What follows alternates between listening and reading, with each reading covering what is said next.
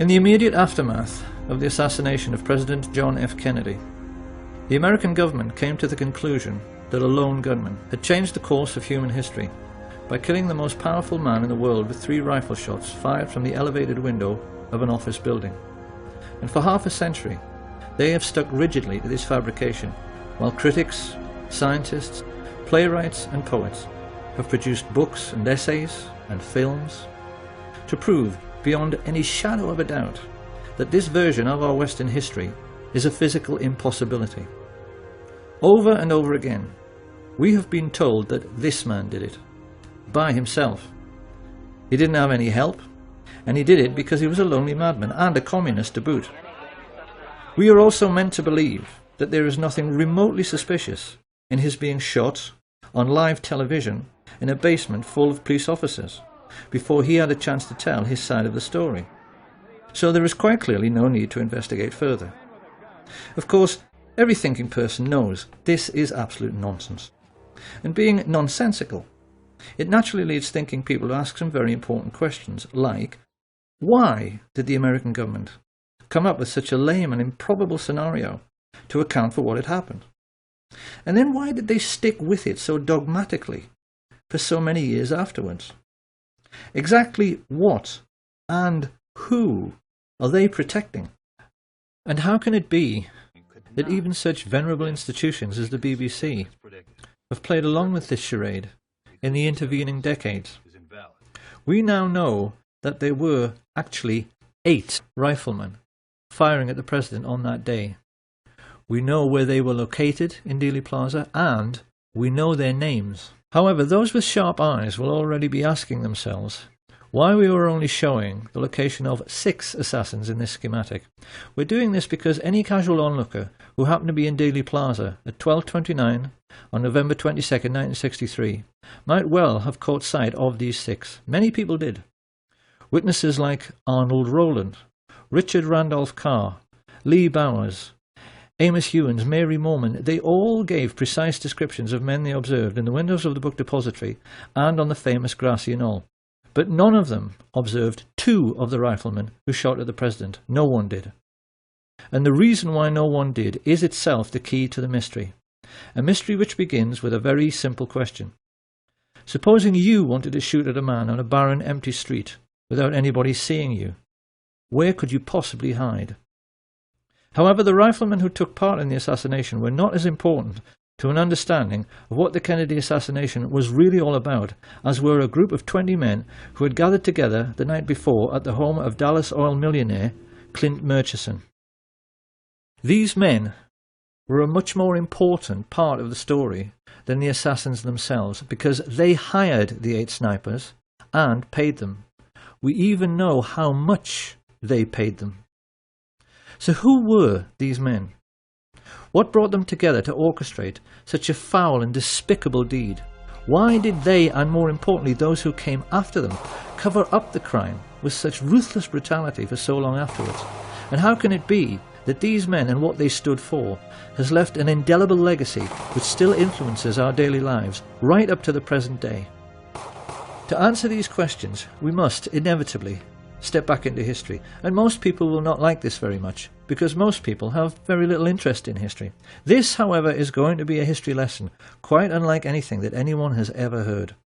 It certainly will be nothing like what we are taught in school, and yet it begins with a name which most people have heard, but probably won't be able to place. The name of E.H. Harriman. Who was E.H. Harriman? Dynamite's ready, Butch. Mr. E.H. Harriman himself, we have the confidence of you. Open the door or that's it. You think E.H. Harriman would get himself killed for you? Woodcock?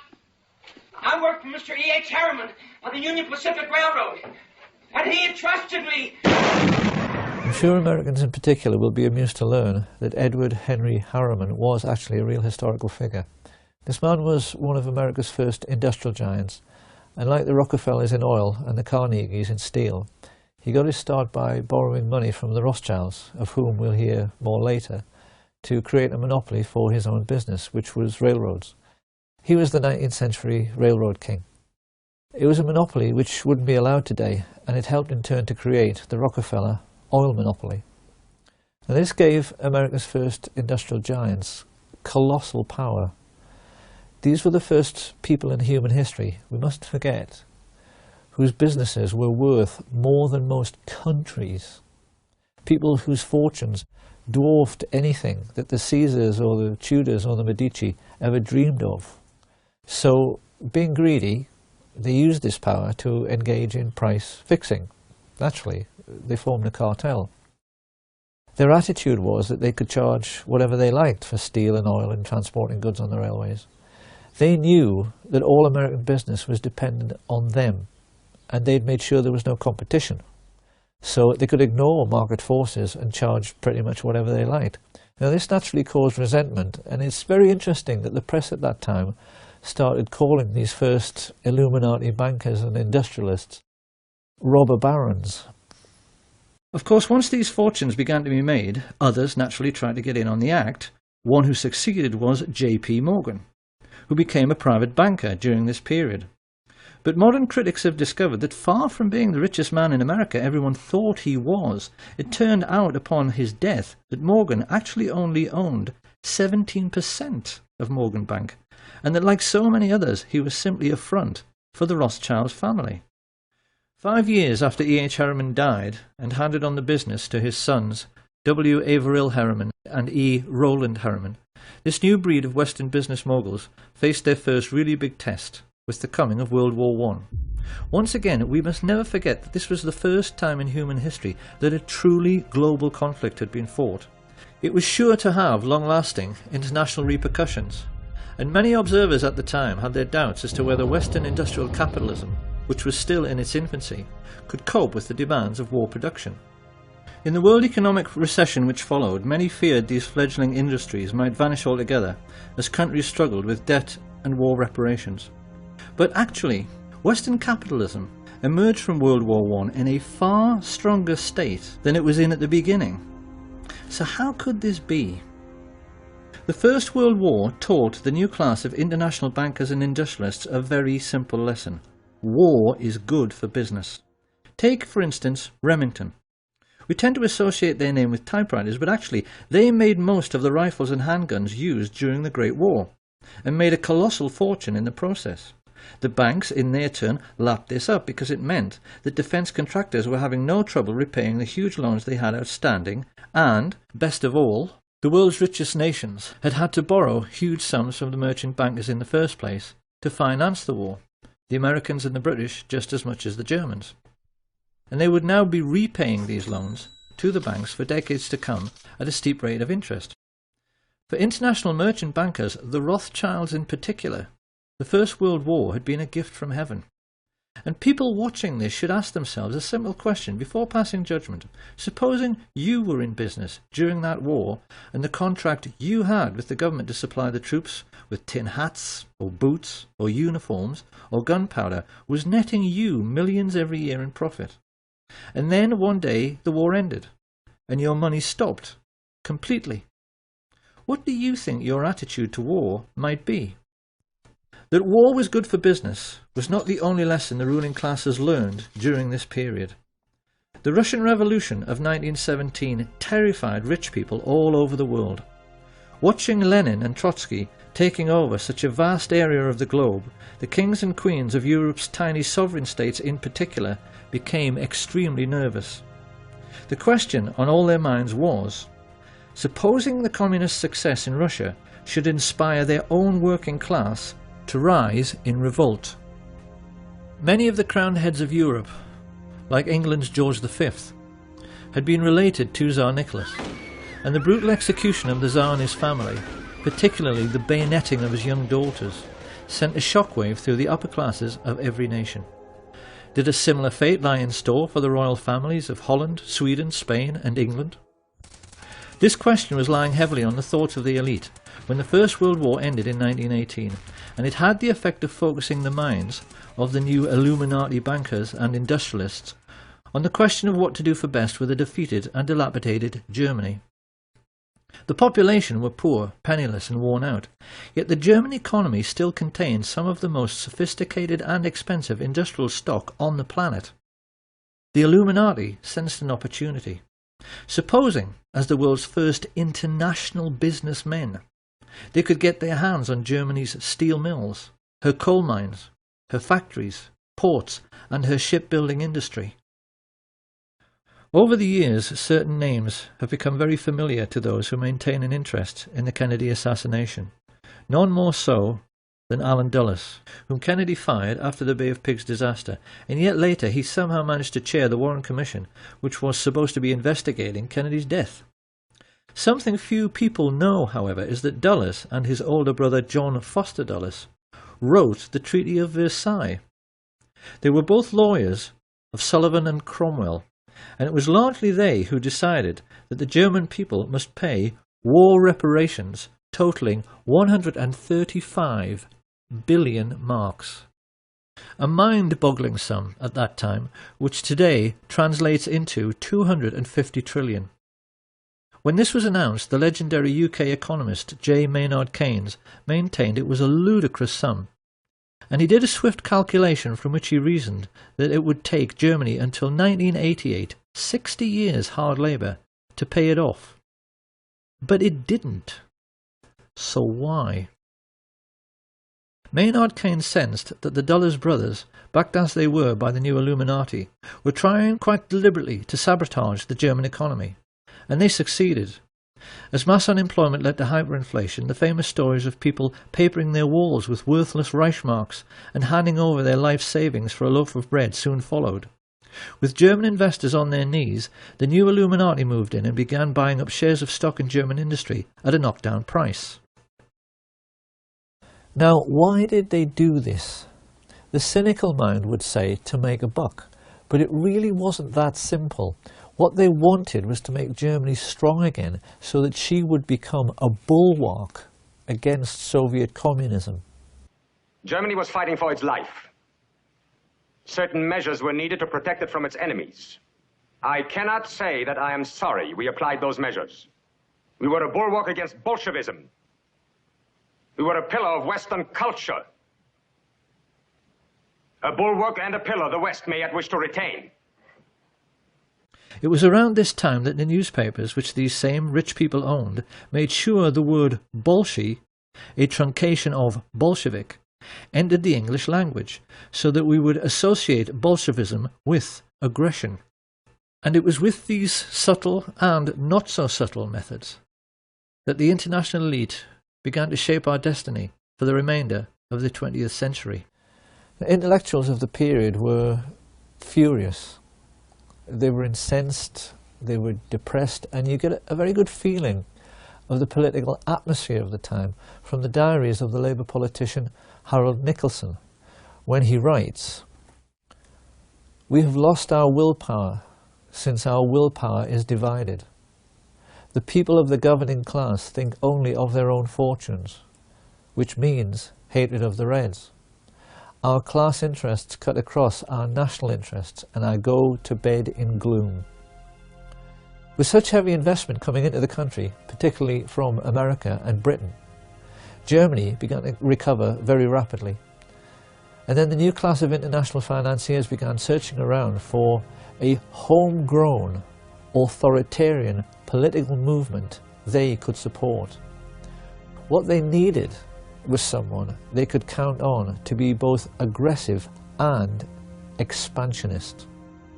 Ultra-right-wing causes, which at normal times would have been ignored and marginalised, were suddenly given very careful consideration, until finally the rich elite found a man and an idea which they felt might deliver the political outcome they desired. Adolf Hitler and his fledgling National Socialist Party. At the same time that the world's rich elite began grooming Hitler for his starring role, they also became even more deeply involved in military intelligence. I say even more because the Dulles brothers, Averell Harriman, and the Chief of Remington, Samuel Bush, a man referred to as the original Merchant of Death, had a relationship with American military intelligence stretching back into World War I. The lesson here being that the American variant of military intelligence started out with businessmen protecting their investments, just as if they were a mafia. Right from the very beginning, it had nothing to do with national security and everything to do with money.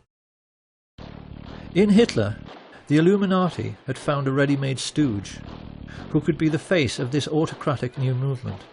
And when the time came to put together a new secret intelligence service which was going to help protect all the money they had tied up in the German economy, these men also found one was readily available: the Order of the Skull and Bones at Yale University. Discussion of secret societies is something of a minefield because it so easily invites ridicule. It is very difficult for the general public to accept that the super-rich leaders of their Western world can possibly be as mad and deranged as they actually are. The public, generally speaking, are sensible and level-headed people who have to balance their checkbooks, so they inevitably tend to laugh at stories about Satanists and occult believers. But if you talk to any well-informed historians, they are all aware of the important role which various secret societies have played in human history. The Black Hand always played a pivotal role in the history of the mafia. If you talk to anyone in the UK who was political and read books, they are always aware that the ruling class of Britain, including every member of the royal family, is a Freemason. And the emblem of the death's head was sported on the caps of the high-ranking Nazi officers from the very beginning. The symbols of these secret societies always seem to play around with some kind of skull and bones motif, so that it's abundantly clear what their mission statement is. These people are pirates, willing to commit any crime for big money. And they first became established in America at Yale University in 1833 with General William Huntington Russell and Alphonso Taft. Of course, being a secret society, they made other people curious about them, and in 1867 some undergraduates from a rival campus society broke into their headquarters to see what this skull and bones thing was all about. They reported that inside there were lots of lamps and candles, many dilapidated human skulls lying next to a fool's cap and bells, and it was morbidly dark because the walls were covered in black velvet. Having established a suitably satanic atmosphere, initiation rites were then performed on new members, who had to engage in group masturbation and sodomy while they lay in a coffin.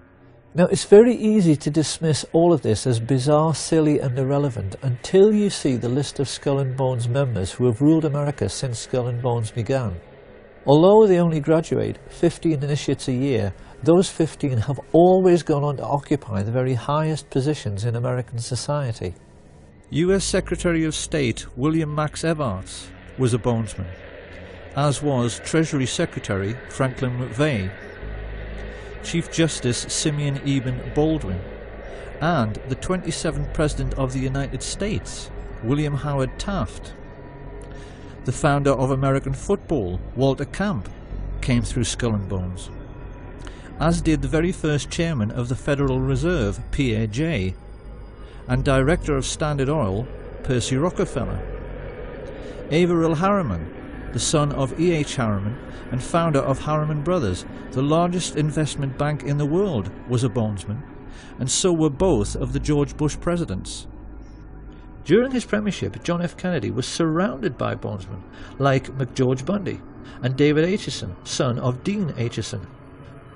Kennedy knew these men refer to each other as brothers under the skin. They swear an oath of secrecy and then ruthlessly vow to help each other's careers in any way they can throughout their lives, even if it means committing murder. In Britain, every literate person knows that all of the top police officers are Freemasons, because if there are 10 candidates for a top job, a Mason will always select a brother Mason for the post. Skull and Bones works the same way, and JFK took this problem so seriously that he even made speeches warning America about the danger of secret societies.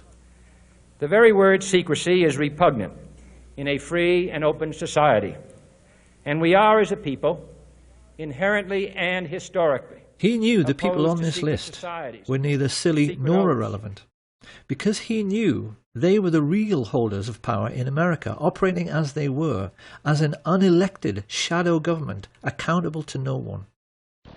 And it was these same people who brought Hitler to power during the 1920s by becoming business partners with leading German industrialists. The reality of the situation prevailing at that time can be very easily understood simply by looking at the cover of Fritz Thiesen's book, I Paid Hitler, on which he is depicted as a puppet master controlling Hitler's strings. Thiesen was a billionaire industrialist. He was the man who built the Bismarck. His company, United Steelworks, made 3/4 of all Germany's steel, and he joined together with Skull and Bones members Prescott Bush and George Herbert Walker to financially assist the Nazi Party. Together they recruited head of the German central bank Hjalmar Schacht to the fascist cause, and then combined with other leading industrialists to sign the letter which convinced Hindenburg to appoint Hitler as Chancellor on the 20th of February 1933. Had anyone inquired around this time about the postal address of the Nazi Party, they could legitimately have been told that it was 39 Broadway, Manhattan, New York, because this was where Averell Harriman, Prescott Bush and George Herbert Walker kept their office. And being no fool, Fritz Thyssen used their banking services to set up secret cash funds funneled through another bank in Rotterdam, the Bank voor Handel en Scheepvaart, to finance the building of the first official Nazi Party headquarters, the Brown House. This was all done with the full cooperation of the Dutch bankers, who orchestrated this entire sinister business with the assistance of the Thyssen family lawyer, Allen Dulles. Of course, the Germans themselves were ecstatic. We've all seen the newsreels from that time in which they are stomping around in their jackboots, acting like a master race, because they had swallowed the propaganda that they were being led to glory by a Superman who had rebuilt the economy and Germany's infrastructure all by himself. This was a lie. Hitler didn't have any money. You can only build autobahns with one thing: capital investment, and that investment came mainly from America. The Nazis were also given a lot of help from the City of London, help which came mainly in the shape of Sir Montague Collet Norman, Governor of the Bank of England. Norman was connected to Bush and Walker through the merger of Harriman's with the Brown brothers, who traded in London as Brown Shipley, hence Brown Brothers Harriman. The people behind this multinational investment bank had a long-standing racial tradition. Few British people at the time were aware that they only enjoyed relatively cheap clothing, because it was all made from slave cotton brought from America on the Brown Brothers ships and sold to British mill owners. Montague Norman was heir to this colossal Brown Brothers fortune. As the de facto head of world banking, he made no secret of his only being interested in the richest 1% of people. And even as the newspapers began to fill with stories of Nazi concentration camps, he still declared himself to be Hitler's most avid supporter. "We must lend Nazi Germany 90 million marks," he declared. "It may never be repaid, but it will be less of a loss than the fall of Nazism." One might have thought Sir Montague's close personal friends, the royal family, would have been outraged by his comments. Nothing could be further from the truth.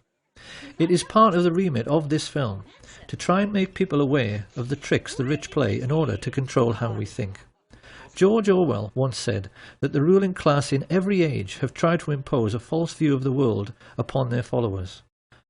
And there's no better example than the way in which the British have been duped into believing that their royal family are called Windsor and descend from English kings like Henry VIII.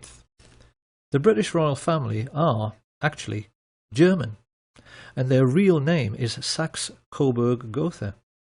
They only changed it to Windsor after Windsor Castle in 1917 to hide the fact that they were German during the First World War. Prince Harry, in honour of his German roots, has been known to dress as a Nazi on several occasions. Dozens of critics have pointed out that the Duke of Edinburgh's brother was the head of the Nazi SS. And King Edward VIII before he abdicated to marry the American divorcee Wallis Simpson, visited Hitler to make it abundantly clear to the whole world that he too was a Nazi. He even signed his name Herzog von Windsor. Thinking people during this period realised that this whole thing with kissing up to the Führer somehow transcended national boundaries. The rich people from the most diverse countries had bonded together because they all shared a common goal. The kings and the queens and the international bankers and industrialists wanted to make certain communism could never succeed. They were determined they weren't going to finish up like the Russian royal family, and they were determined to hang on to their money. They were much more afraid of the ordinary working people in their own countries than they were of fascist Germany. And this prevailing sentiment amongst the world's ruling class led America's elite to attempt a fascist coup d'etat in 1934. I hope it will be plain to people by now that Hitler's economic miracle is the greatest myth in human history. There was no economic miracle. There are no miracles. And if there are, why can't the Germans do it all again now? If you want to construct a network of new roads and new steelworks and new factories, you need one thing: money. You need investment. And the investment didn't come from Hitler. It came from Brown Brothers Harriman and their business associate, Fritz Thyssen. It came from Hjalmar Schacht and his best friend, Sir Montague Collett Norman. It came from men like Axel Wenner-Gren, the Swedish multimillionaire arms manufacturer, and Charles Beddoes, the French business mogul. These people were all in the same bed with their Nazi friends, the Duke and Duchess of Windsor, the Dulles brothers, Prescott Sheldon Bush, and George Herbert Walker, with whom they'd created the Union Bank for laundering Nazi money. And with stage one of their plan for world domination complete, they now turned to the second phase, which was meant to be the overthrow of American democracy and the imposition of fascist government upon the United States. In order to pull this off, these Nazis raised money from America's richest families, many of whom, in this new consumerist society, had become household names. The Colgate family, the Birdseye family, the DuPont family, the Rockefeller family. These people handed over millions to the American financiers of Hitler so they could hire, train and supply a private army which would attempt to overthrow the democratically elected government of Franklin Delano Roosevelt and impose fascist dictatorship in America. Of course, it's natural to wonder, considering they had such advantages, how on earth they failed to pull it off. The simple answer is that they chose the wrong man, because their choice to lead this Nazi insurrection was Major General Smedley Darlington Butler, the most decorated soldier of the period and in all of American history, perhaps the most unsung hero of all.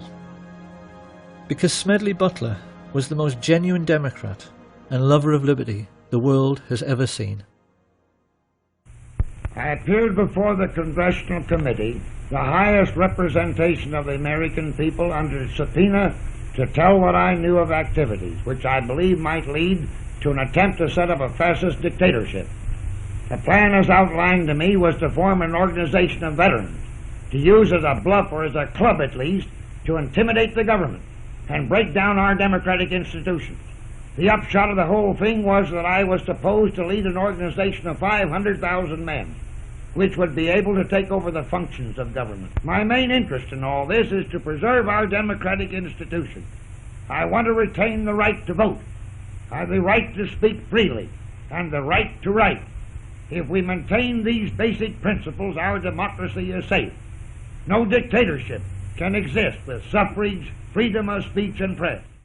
Smedley Butler tricked the plotters into thinking he was interested for just long enough until he was sure who all the major players were, and then he told the president. This put FDR in a quite impossible position. America at that time was just coming out of the Great Depression. The last thing he wanted was to cause another economic downturn, and he feared that if he scooped up all the leading bankers and captains of industry in the United States and threw them all in jail, the country just might fall apart. So what could he do? To Smedley Butler's utter incredulity, he chose in the end to do nothing. In spite of the fact that these men had committed treason and should have been hanged, their power was such that they were not even charged, let alone tried. and so great was their influence they were able to keep America out of the war until December the 7th, 1941.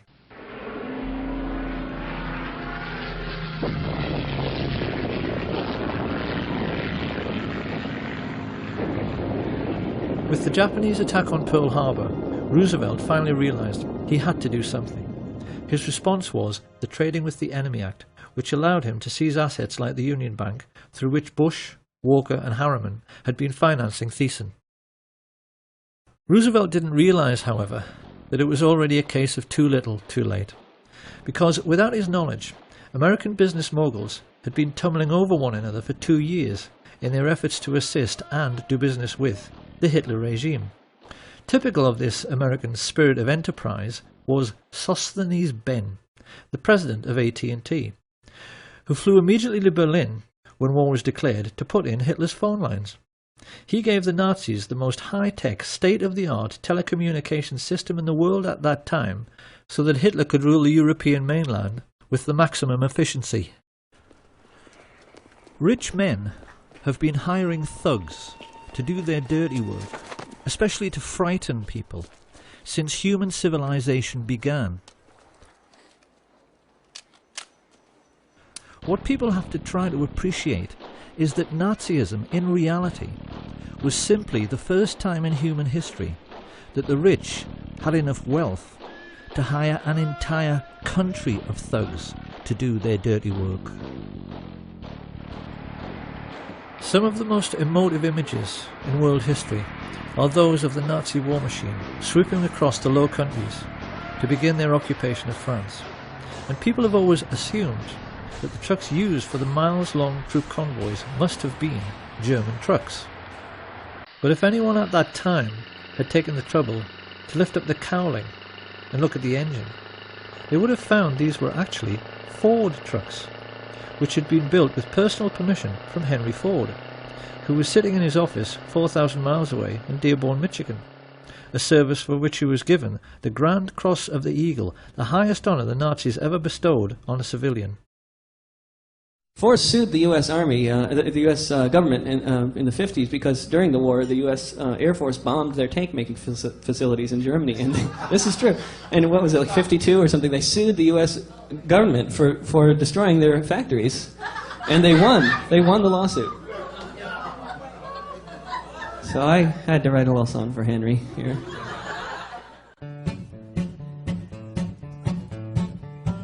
Ford built tanks for the Nazis, and the Nazis used those tanks to gun down lots of soldiers in the U.S. Army ranks. Yes, Henry Ford was a fascist, and a nasty one was he. He built tanks for anyone for the proper fee. Hitler so admired Henry Ford, he kept a life-size portrait of him on the wall next to his desk, and even his legendary Panzer tanks were tainted by these sorts of practices, because they were made by I.G. Farben, who had entered into a cartel with the Rockefellers' Standard Oil. The government in Washington knew all about this, and largely did nothing. Licensing arrangements for trading with the enemy in wartime were issued without any fuss, even to the extent that after the occupation of France, the Chase and Morgan banks in Paris simply carried on doing business as usual. The incredible truth, which the rich elite have managed to hide from the world for 70 years through their control over school books and our education system, is that the Nazi war machine was actually an American business. And for the Rockefellers, DuPonts, Harrimans, Walkers and Bushes in particular, it was a highly lucrative business. For their part, Coca-Cola's contribution to the war effort was to sell billions of soft drinks to the thirsty Nazis, while they were strafing and bombing Allied soldiers, particularly in very hot regions. In the desert, where refrigerators tend to be scarce, there were even stories of Messerschmitt pilots wrapping wet towels around bottles of Coke, tying them to their aircraft, then flying up to altitude, where the cold and the wind chill turned the wet towel into a solid block of ice. They would then dive down, crack open the towel, and enjoy an ice-cold Coke in the desert. If they had wanted to, the Western multinationals could have grounded the Luftwaffe and stop the war at any time, because the German aircraft were totally dependent on imported supplies of tetraethyl lead, an additive which prevents knocking in aero engines. But Standard Oil kept the supply of this vital resource going through neutral Switzerland for the entire war. And any Dutch people who might be wondering at this point what kind of percentage the Swiss took from this little arrangement, they need to be aware that thanks to Prince Bernhard von Lippi of the Netherlands, the father of the recently retired Queen Beatrix and prominent member of the Nazi Party, Royal Dutch Shell gave Hitler millions of tons of crude oil for nothing. The Dutch royal family actually fueled the invasion force which annexed Holland and were instrumental in helping the Nazis to rape their own country. But most shocking of all is the truth of what really happened in the little Polish town of Oświęcim. This sleepy little hamlet just happened to be in an extremely mineral-rich region, particularly for coal, which Western industrialists had wanted to get their hands on for years. With the coming of the Hitler regime and the invasion of Poland, the fascist financiers had the bright idea of turning this conquered region into an investor's paradise by building a Nazi concentration camp near the town and utilising the slave labour available to drastically reduce their own production costs. Few people are aware of the gigantic scale of the Nazi concentration camp network and are blissfully unaware that the real purpose behind their construction was to make a profit for the rich, which is why they stole all the gold watches, gold wedding rings and gold teeth fillings and melted them down into gold ingots.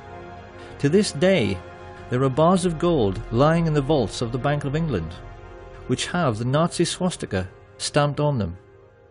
Gold stolen from Jewish corpses. It shouldn't come as any great surprise that George Herbert Walker's family were slave owners on the cotton plantations of 1930s America.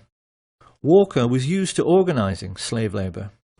So while his business associate, Averell Harriman, was paying for Hitler's 500,000 SS troops and supplying them all with brand new Thompson submachine guns, because he did, Walker took over the management of this new Polish concentration camp. And when his Nazi friends started complaining that they couldn't pronounce the name Oświęcim any better than I can, they all got together and decided they had better Germanize the name into something which sat more comfortably on Nazi tongues. It was in this way that the world first heard of Auschwitz. Because the truth about Auschwitz and the entire Nazi war machine is that they were essentially no different to McDonald's. They were American business enterprises abroad, businesses which the richest European families invested in, and businesses which, because of slave labour, made obscene profits, which Prescott Sheldon Bush took and placed in a blind trust, which later financed a Bush political dynasty which produced two presidents of the United States, his son, George Herbert Walker Bush, and his grandson, George Walker Bush. This picture of the railway leading into Auschwitz has, since World War II, become the iconic image of the Holocaust. To us it now represents something like the gate to hell. But how differently, one wonders, would we have looked at this image all of our lives if we had always known that this railway line was an American railway line laid by the Harriman brothers on behalf of Uncle Sam. The Standard Oil IG Farben cartel even made the Zyklon B gas for the Jewish Holocaust. Now, anyone who at this point is thinking that all this simply cannot be true, because if it was, someone would have sued, well, someone did. This information came into the public domain because of a Dutch intelligence agent who was so disgusted when he found all of this out, he leaked it to the press, as a result of which two very senior Jewish gentlemen, Kurt Julius Goldstein and Peter Gingold, filed suit against the American government. Of course, the more discriminating among us will now be asking how it can be that this story went completely unreported in the mainstream media. One might just as well ask why the Times in London was writing favourable stories about the Nazi concentration camps throughout the 1930s, and why Lord Rothermere was still referring to Hitler as a great gentleman as late as 1940. You really would think by now that people would have realised that it isn't so much the bias in the media which really matters. It's the things they know about, but never tell you, that really matter. Because the truth is that the press knew exactly what was going on in the concentration camps all through the war. They never said a word about it, because they knew who was making money from the slave labour. Now, it's very easy to imagine what the response of a conservative politician, American or British, would be to all of this. If all of this is true, he's bound to ask why nobody said a word about American industrialists building Hitler's war machine at the Nuremberg trials. How come it never got mentioned? Where's the responsibility of the Vatican, who signed in 1933 the Concordat with Hitler, giving him his first tremendous prestige? Are we now to find the Vatican guilty? Where's the responsibility of the world leader Winston Churchill, who said in an open letter to the London Times in 1938, 1938, Your Honor, were England to suffer national disaster, I should pray to God to send a man of the strength of mind and will of an Adolf Hitler. Are we now to find Winston Churchill guilty? Where's the responsibility of those American industrialists who helped Hitler to rebuild his armaments and profited by that rebuilding? Are we now to find the American industrialists guilty? No, Your Honor, no. Germany alone is not guilty. The whole world is as responsible for Hitler as Germany. It is an easy thing to condemn one man in the dark. It is easy to condemn the German people, to speak of the basic flaw in the German character that allowed Hitler to rise to power. But at the same time, comfortably ignore the basic flaw of character that made the Russians sign pacts with him. Winston Churchill praise him. American industrialists profit by him. American industrialists profit by him. Profit by him. Profit by him. Profit by him. Profit by him. Profit by him. Profit by him. Profit by him. In school, we are taught that the Allies defeated Nazi Germany in World War II. This is not true. The Nazis won the war. Because the real Nazis, the rich, played on both sides. That's what a rich businessman does. He arranges things so that he is well thought of by both sides, so then whoever wins, he wins, and his money is safe. Now, a lot of people will still think it is simply ludicrous to suggest the Second World War was a phony war. They are bound to say that no one who was there at the time thought it was a phony war. Really? A new baby, 200 gross of buckles, unlimited petrol, and all the whiskey you want. You're sitting pretty, aren't you, Holden? Yes, it is a lovely war. Well, wouldn't you if you were in my place? Wouldn't everybody? Doesn't everybody? The war's a blasted phony anyway. I'm a bit tired of that. Tired of what? This phony war business. Well, isn't it? No, it's not. I've just come out of hospital after 10 days in an open boat off the Faroes, and I'm sick and tired of blokes like you with soft jobs ashore. Come outside. Now, don't be silly. I've lost 2 fingers off that hand, but I'm going to take you outside and knock your block off with my right. Ah, take it easy. There's no need for that. I'm sorry, I apologize. I'll come outside if you insist. That won't do any good. It's not his fault. It's the fault of all of us. You make me sick. All of you. It may be a phony war to you, but it's not to all the boys at sea. It never has been.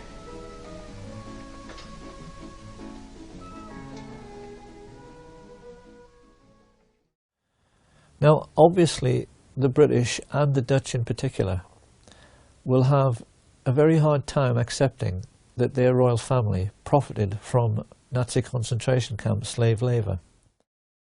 But if you go online, there is so much about this on the internet now. It's become plain that historians are more and more proving that those days were really all about the Western world's rich coming together to fund a Nazi war machine which was meant to protect them from the Soviets. The Duke of Edinburgh practically admitted this when he said, "In those days we were anti-communist because the Russians killed half my bloody family." And when this cabal of secret Nazis got together to discuss how they were going to pay for this Nazi war machine, because rich people never accept a loss, they hired a psychopath, Hitler, who they knew would go along with their building concentration camps so that slave labor would pay for all the planes and the tanks and the guns. And you can see in the more intelligent movies from that period, like Hitchcock's Saboteur, that the artists and writers of that time knew the rich were fascist and completely understood what they were really up to. Why is it that you sneer every time you refer to this country? You've done pretty well here. I don't get it. No, you wouldn't. You're one of the ardent believers, a good American. Oh, there are millions like you. People that plod along without asking questions. I hate to use the word stupid, but it seems to be the only one that applies. The great masses, the moron millions. Well, there are a few of us who are unwilling to just troop along. A few of us who are clever enough to see that there's much more to be done than just live small, complacent lives. A few of us in America who desire a more profitable type of government. When you think about it, Mr. Kane, the competence of totalitarian nations is much higher than ours. They get things done. Yeah, they get things done. They bomb cities, sink ships, torture and murder so you and your friends can eat off of gold plate. It's a great philosophy. I neither intend to be bombed nor sunk, Mr. Kane. That's why I'm leaving now. And if things don't go right for you, if we should win, then I'll come back. Perhaps I can get what I want then. Power. Yes. I want that as much as you want your comfort or your job or that girl. We all have different tastes, as you can see. Only I'm willing to back my tastes with the necessary force. Where was the mafia while all this was going on? Well, a great deal which historians have learned recently, especially from sources like Double Cross, the book written by Sam Giancana's brother, has made it clear that the mafia was much the same as the so-called German economic miracle and the American financed Nazi war machine in concentration camps. The mob, in reality, was a very different animal from the one portrayed by the movies and the media.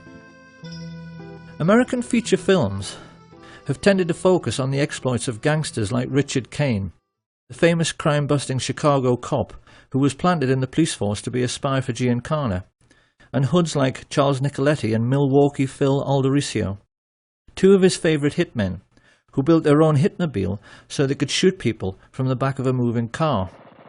Amongst many other atrocities this pair committed was one in which they forced the head of Billy McCarthy into a vice and squeezed until his eyeball popped out, an incident which a certain American film director felt was so entertaining he included it in one of his movies.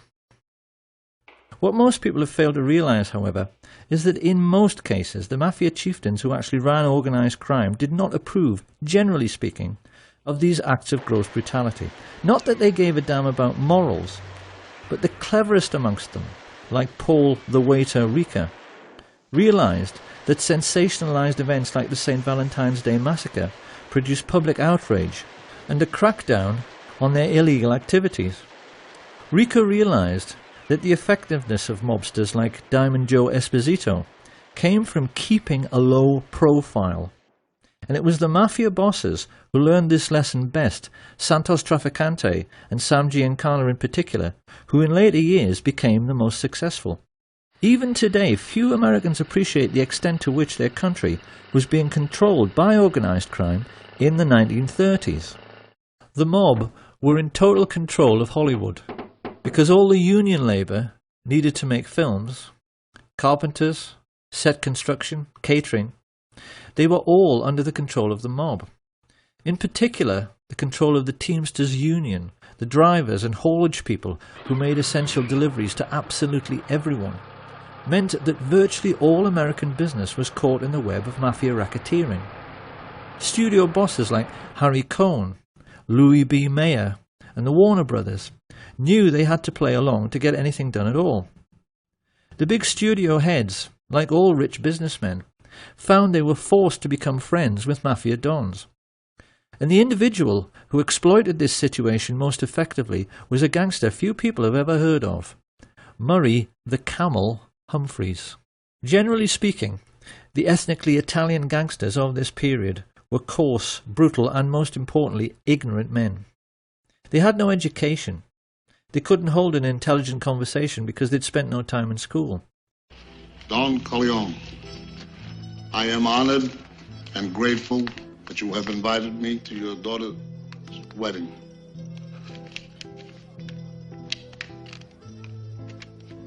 On the day of your daughter's wedding. This made doing business with refined and sophisticated entrepreneurs difficult, not to say embarrassing. And Sam Giancana was quick to spot this.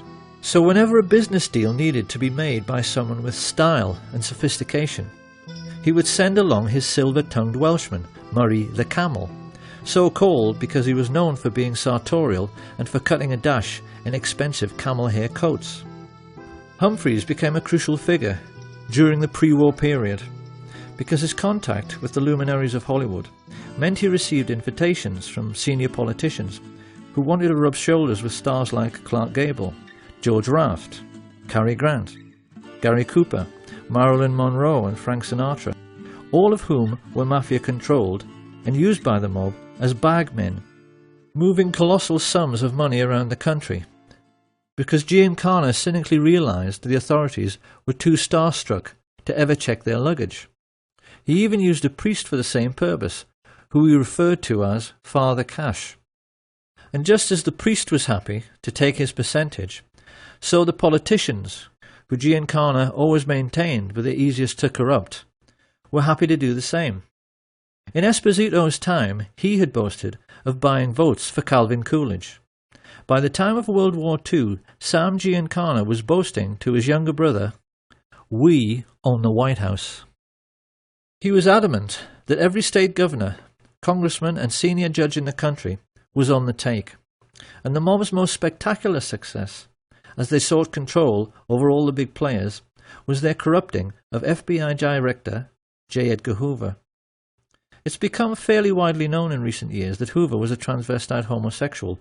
What is less well known is the elaborate scheme he dreamed up for accepting mafia bribes. What he used to do was to go to the $2 window at the racetrack, where he was photographed many times by the press to give himself a clean, upstanding image. What the pressmen didn't know was that he always took along a crooked emissary who placed huge bets, which ran into the thousands, at another window on races which were fixed by the mob boss Frank Costello. By keeping Hoover supplied with millions in winnings and holding on to compromising photographs of the FBI chief having sex with his lover, Clyde Tolson, which several CIA agents claim they've seen, the mafia had American law enforcement entirely under their control. So the question then is, what do you do with that kind of power? The answer is that when you're the American mafia, you routinely wipe out what they call do-gooders. This is how organized crime has influenced American society for nearly a century. If a decent man becomes a rising star in politics and looks as if he might try to make a better life for ordinary people, they simply kill him as a matter of routine. And in the book they wrote together, Chuck and Sam Giancana Jr.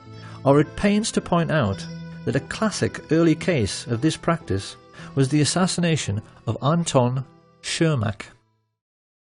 Shermack was a Democratic politician who had tried to crack down on Al Capone's bootlegging operations. Many felt he would go on to become a great president himself, until he was shot while on stage with FDR by Giuseppe Zangara. After the murder, Zangara claimed it was a political act, and he ought to be entitled to clemency because he simply hated all rich people. But this was actually what he'd simply been told to say by the mob, who were using him as a fall guy. When he went to the electric chair, Sam Giancana turned to his brother and expressed his pleasure at how nice and neat the whole affair had been. And he further explained that choosing a patsy to wipe out a politician who was a do-gooder was something the Italian mafia had been doing forever.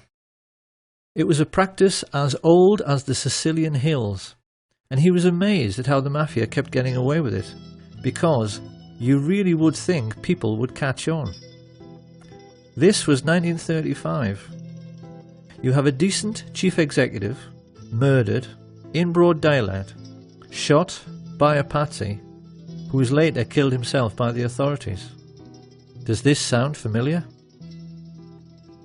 However, even in Schermach's time, the mob could not be said to be in complete control of American life. Because while they controlled the streets through their influence over politics and the justice system, they were not yet in control of the United States military or its mainstream media. Tragically, this all started to change with a series of events which began with the scuttling of the SS Normandie by a Manhattan-based Nazi agent. This was February the 9th, 1942. And having just joined the war, the United States was trying to keep its allies supplied with vital war material, using convoys which were loaded on the waterfront and sailed almost every day out of New York Harbor. As everyone knows, many fell prey to the wolf packs of German U-boats, and the Normandy had been designed for much greater speed specifically so that she could outrun them. When she fell to sabotage, it was a colossal blow to the Allied war effort, and in response a naval intelligence officer, Anthony Marslow, decided to enlist the help of the New York Mafia because he knew they were in control of all commercial activity on the docks. The subterfuge by foreign intelligence agents ceased, but the price America paid was calamitous, because getting the Mafia's help meant getting permission from the boss of bosses, Lucky Lucanio. It is one of history's great ironies that the United States government went crawling to the Mafia for help at a moment when the mob themselves had just been severely weakened and could have been crushed altogether by an administration with enough political will.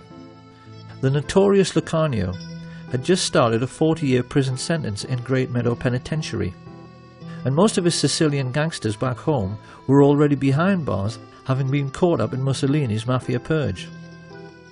Being himself Italian, Mussolini knew there was only one way to deal with the Mafia, and when he came to power, he ordered his Iron prefect, Cesare More, to simply lock up all the Mafia families in Sicily, which wasn't exactly difficult because everybody knew who they were. Of course, after the Allied invasion of Sicily, Marslow then compounded his error by choosing Sicilian Americans like New York Mayor Charles Paletti and OSS officer Joseph Russo, whose father was born in Corleone, to head AMGOT, the Allied military government, whose job it was to restore community cohesion on the island. And of course, their way of doing this was not only to let all the mafiosi out of jail, they even made known mob bosses like Genco Russo and Don Calogero Vizzini into the heads of local government and gave them full civilian and military power over the island. So this was the accident of history through which the Mafia began its relationship with American military intelligence. It was a catastrophe for Italy, which has been ruled over by organised crime ever since. It was a catastrophe for Sicily, which suffered a brutal murder every 3 days in the post-war period, and it was a catastrophe for America, which saw many once vibrant communities, particularly in New Jersey, have the heart ripped out of them by Mafia extortion and drug dealing. Lucky Luciano was deported after being released from jail, and having found a kindred spirit in another secret organisation, the newly created Central Intelligence Agency, he was then able to combine the activities of organised crime, particularly international drug running, with smuggling of American-made weapons. This unholy alliance gave the world its first ever pirates who flew aeroplanes. That's what these people became. Pirates with aeroplanes. The CIA became the world's primary importer-exporter of narcotics and used the colossal profits to fuel wars around the world, thereby enabling their friends in the military-industrial complex to sell yet more weapons. Under the disguise of liberal democracy, these men, who had financed Hitler, became the enemies of liberty and democracy on a planet-wide basis. And as if to underline their Nazi credentials, they also hired all of the former German Nazi intelligence officers, like Reinhard Gehlen, who were out of a job at the end of the war, and brought them into the fold at the beginning of the Cold War, even though they were perfectly well aware that these men had committed genocide and should have been prosecuted as war criminals. Their attitude, quite clearly, was that as they had paid for Nazi Germany, they were entitled to pick over its carcass in any way they chose.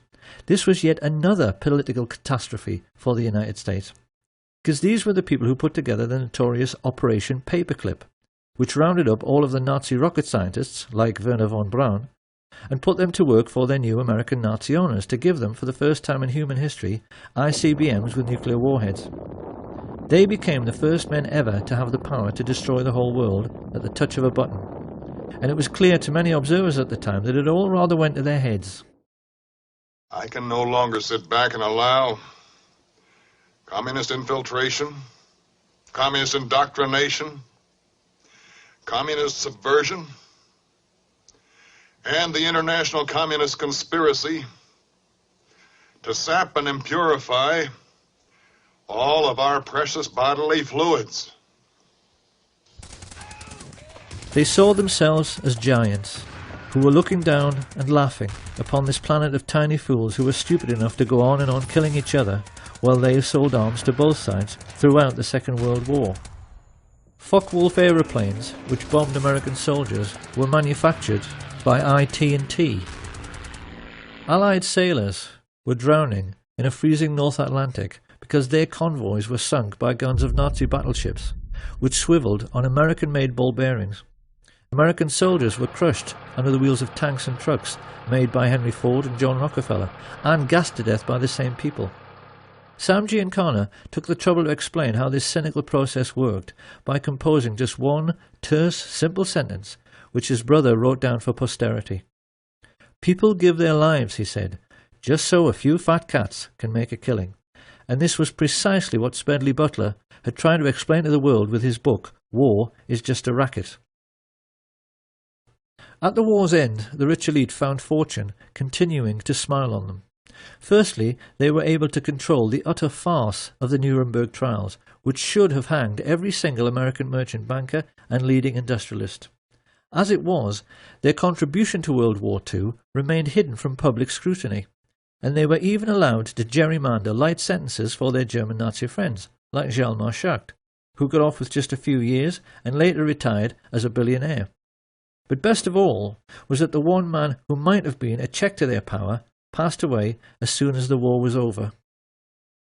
And with President Roosevelt gone, and their first Nazi glove puppet Hitler also deceased, it became necessary for Prescott Bush to find another young politician to sponsor. In true American fashion, he decided to advertise.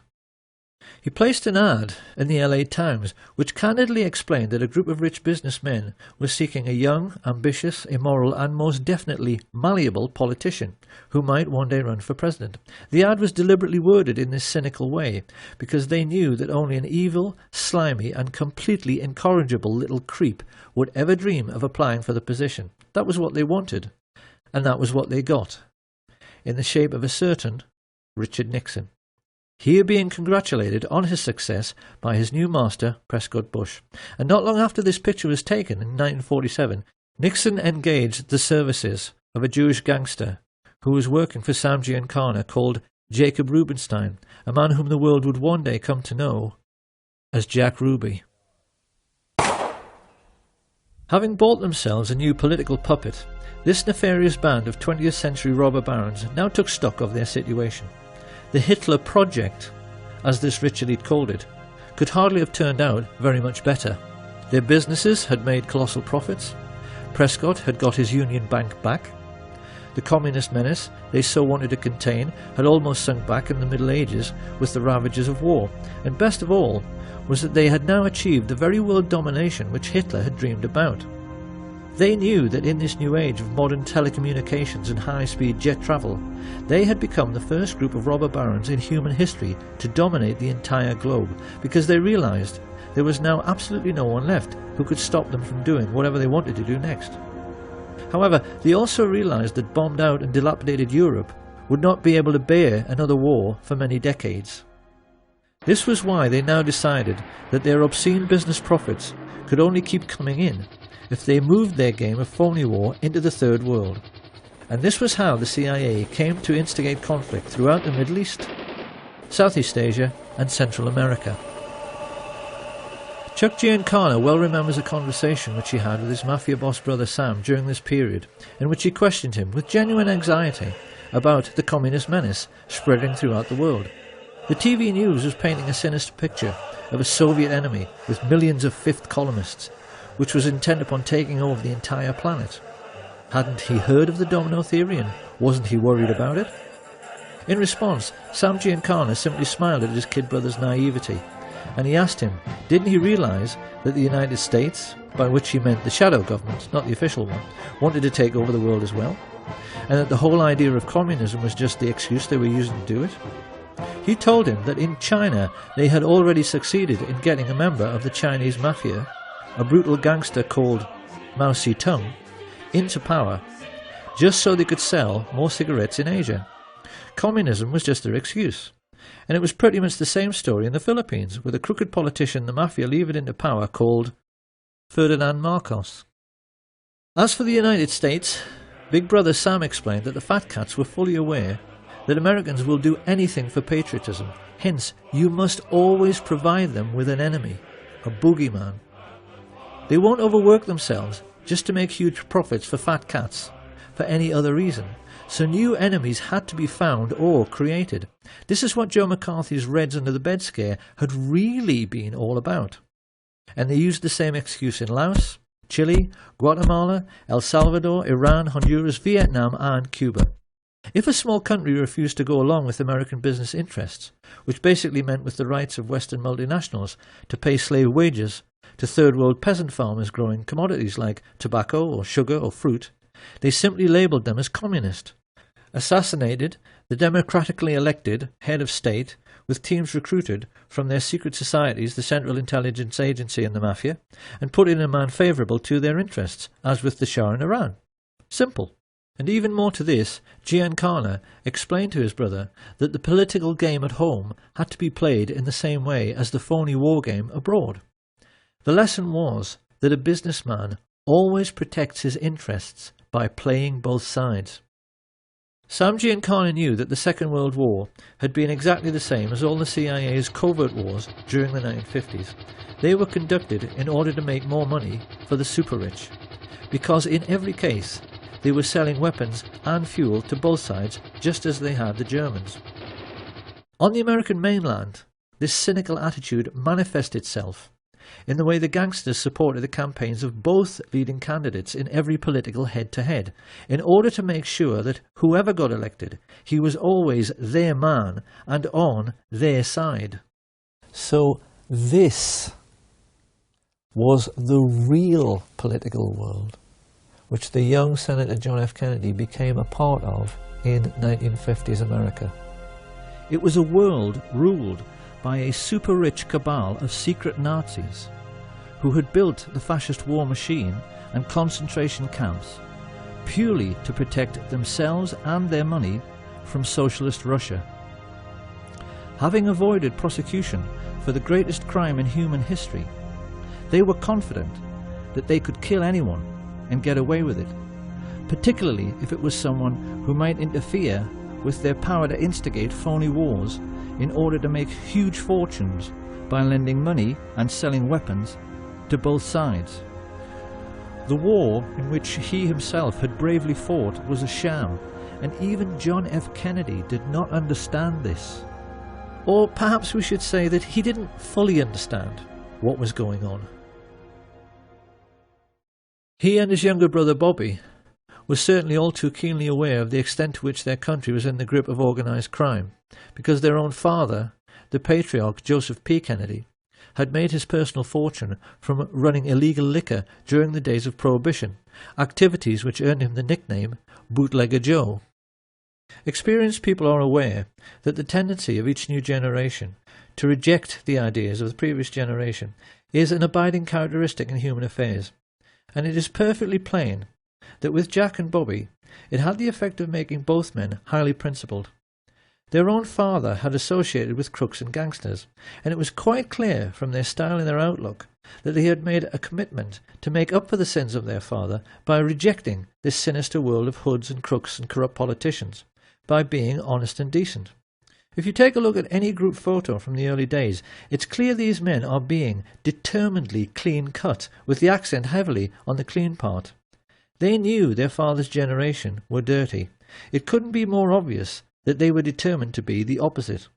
The question was, how were they going to free themselves and their country from the entanglements of the crooked politicians and the psychopathic mafia dons, who together were controlling the whole of American life like some multi-legged fascist octopus?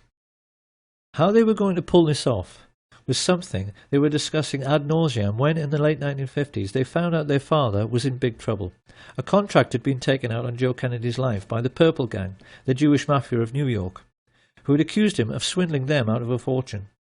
Joe Kennedy was really scared, and he turned for help toward the one man in North America who he knew had the power to get the contract called off, Sam Giancana. Giancana had done business with Kennedy for years, so he agreed to help, but he wanted something for it. He was all too aware of Joe's political ambitions for his son and of JFK's outstanding good looks. He wanted assurances that if Jack one day made it to the White House, Joe Kennedy would see to it that the heat the two brothers had been trying to turn up on the mafia would be turned down. And, according to Chuck and Sam Giancana Jr., Joseph B. Kennedy, just to save his own skin, agreed. Will you tell us anything about any of your operations, or you just giggle every time I ask you a question? Declined to answer because I honestly believe my answer might tend to incriminate me. I thought only little girls giggled with the Giancana. In this way, a very confused situation was created, because Sam Giancana, the very kind of mob boss whom the Kennedys had been fighting so hard through the McClellan Committee to put in jail, now thought that they should and would be grateful to him. It was this expectation and this misunderstanding which now led Giancana to try to draw the Kennedys more and more into his dark world, something which he appeared to be succeeding with in the way that first Peter Lawford and then Frank Sinatra established relationships with both men. Lawford married Kennedy's sister.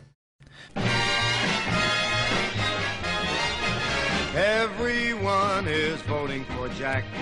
Sinatra was putting together campaigning jingles, and it must have seemed to many insiders at the time that when Sam Giancana went around boasting that, as usual, he had everything under control, and that when Jack got to the White House it was going to be a dream ticket for the mafia, that it must all be true. His boys appeared to be partying together. And those who were in the know were aware that JFK had at least some sort of relationship with Judith Campbell Exner, Sam Giancana's girlfriend. What we haven't known until now is that JFK was hoodwinking Giancana all along. The role that Judy Campbell played was mostly that of a go-between. What Kennedy was doing through her was giving Giancana FBI reports on mob bosses to make him think that law enforcement were not all that well informed about the mafia scams and their movements, nor even terribly interested. What Giancana did not know was that the FBI reports he was receiving were carefully selected and most definitely incomplete. Kennedy was not helping Giancana. He was not keeping him in the picture. What he was doing was pulling the wool over his eyes. For the first time in his life, Sam Giancana was perplexed, and he became more confused when there was a sudden freezing over of relations.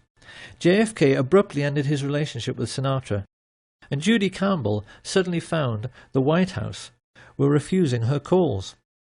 Even more to this, Giancana's limitations were shown up in the way he completely failed to comprehend that Kennedy truly was decent and honest.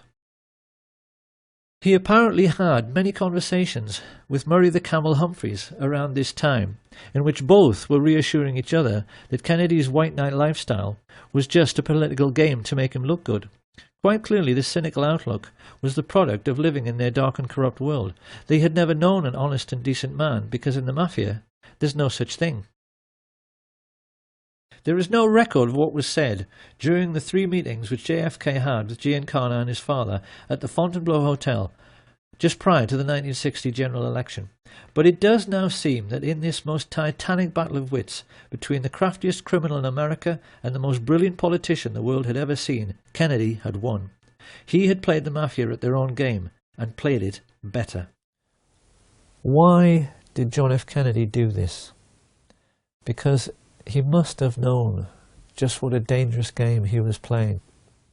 There certainly appears to be no doubt, now that we ourselves are aware of the all-pervading influence of organised crime in America at that time, that this brave and decent and honest man had realised that he could never get rid of the mafia and their dirty fascist friends in politics, industry and banking without first enlisting their help. He had to trick them. And with this new understanding, we can now see for the first time, with the correct perspective, the motives, characters, intrigues and diverse political interests which were gathering against President Kennedy when he took the oath of office. Organised crime were fearful of JFK before he ascended to power, because the shrewdest amongst them were getting a sense that he had outfoxed and outmanoeuvred the all-powerful mafia bosses.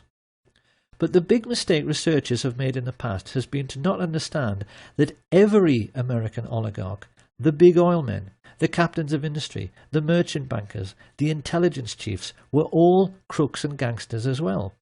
The biggest crook in the land was the head of law enforcement, J. Edgar Hoover. This is what historians have failed to understand until now. When JFK appointed his 32-year-old kid brother to the post of Attorney General, these people collectively froze. It now fully hit home that JFK really was honest and decent. It hit home that he wanted to make his country as honest and decent as he was, and that he actually believed that with the help of his energetic and determined crime-busting brother that he could do it. His attitude, of course, stood in marked contrast to the man whom Kennedy was saddled with as his running mate.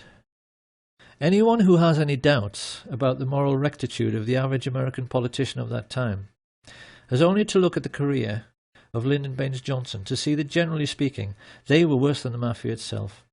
From his involvement with the Box 13 scandal and through all of his dealings with his crooked Texan business associate Billy Solestes, LBJ proved again and again that he was every bit as unscrupulous as any mob boss and willing to do absolutely anything for power. This was a man who'd had his own sister, Josepha, murdered by his personal hitman, a highly intelligent and psychopathic killer named Malcolm Wallace, who later shot dead the golf professional John Douglas Kinzer. When this case came to court, it revealed to the American public how totally corrupt the justice system had become, because LBJ was able to get Wallace off with a 5-year suspended sentence. Found guilty of murder one, he walked free that very day. This was the sort of corruption which was running rife through the American political system when Fidel Castro overthrew the right-wing government of Fulgencio Batista in 1959.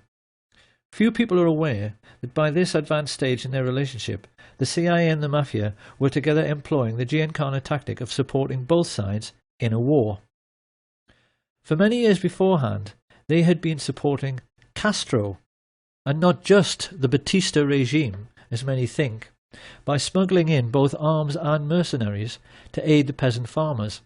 One of these mercenaries, an Italian-American called Frank Fiorini, later came to play a pivotal role both in the assassination and subsequent cover-up under his assumed name Frank Sturgis. Sturgis and Castro were photographed together many times during the Cuban Revolution. But after Castro enlisted the help of the Russian Soviets, Sturgis turned against him. Like many in the CIA Mafia network, he felt double-crossed when Castro closed the island's casinos and nationalized all Cuban business.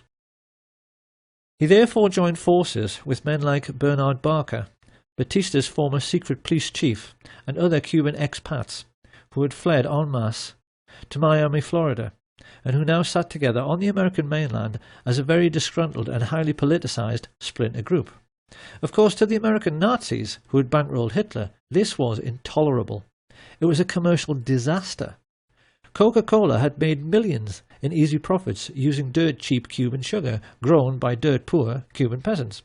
They were now being told by an upstart third-world dictator that they would have to pay for sugar at the normal market rate, and the Mafia were losing millions every single day from the loss of illegal gambling.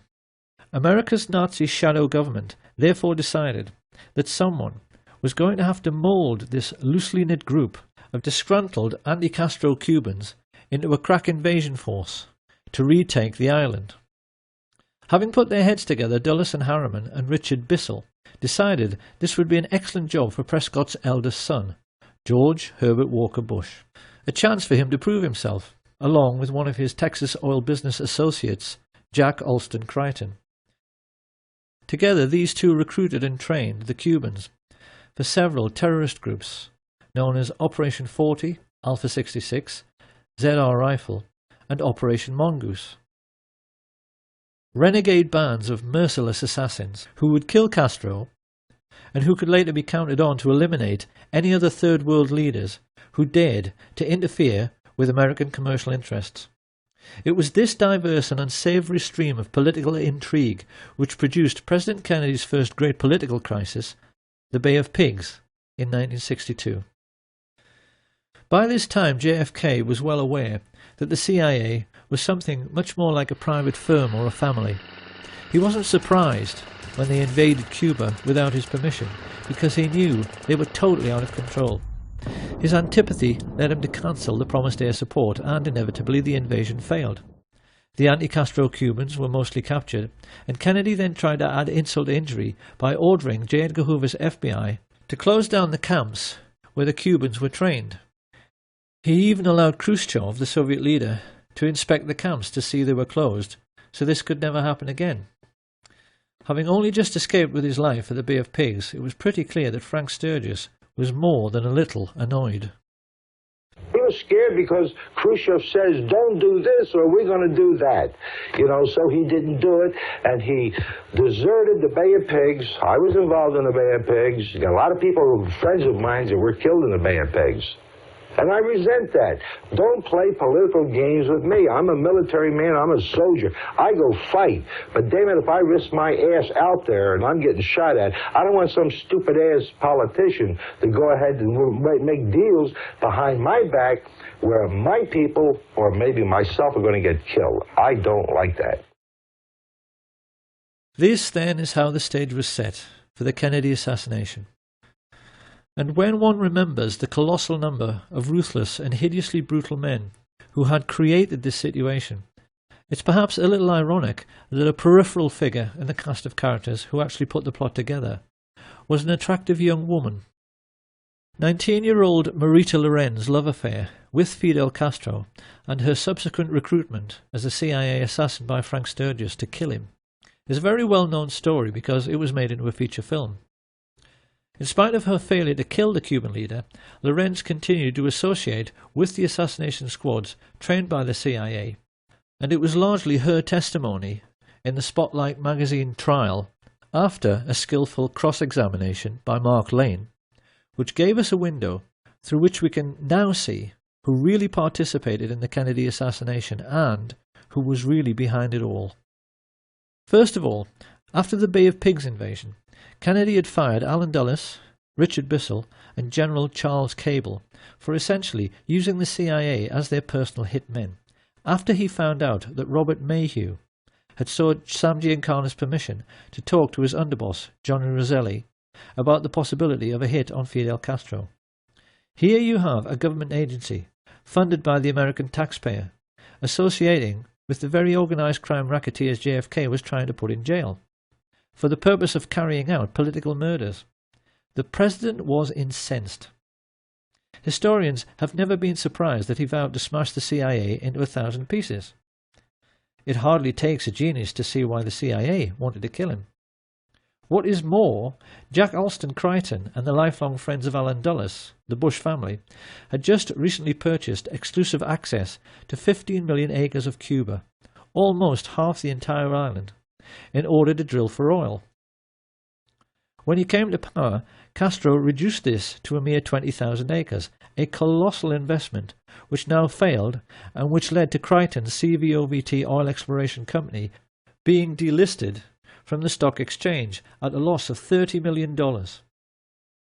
Crichton and George Bush's friends, the Texas oil billionaires Clint Murchison and Haroldson Lafayette Hunt, also knew that Kennedy wanted to end their most vital tax break, the oil depletion allowance, and their bosom buddy, Vice President Lyndon Johnson, was standing at this time with one foot in jail and the other on a banana skin due to his involvement in the corruption scandal now breaking around his favourite assistant, Bobby Baker. LBJ knew his life was finished if Kennedy lived, and he would become president himself if Kennedy died. So his involvement in the plot is hardly difficult to understand. And even more to this, the heads both of the US military and the military-industrial complex which supplied them, exactly the same Nazis who had supported Hitler in World War II, were fully aware that Kennedy wanted to pull out of Vietnam in a move which would have eventually cost them billions in lost weapons sales. This circle of thugs and pirates was completed by LBJ's next-door neighbour, J. Edgar Hoover, who had himself invested millions in Clinton Murchison's oil business, just like his mafia associate, Vito Genovese.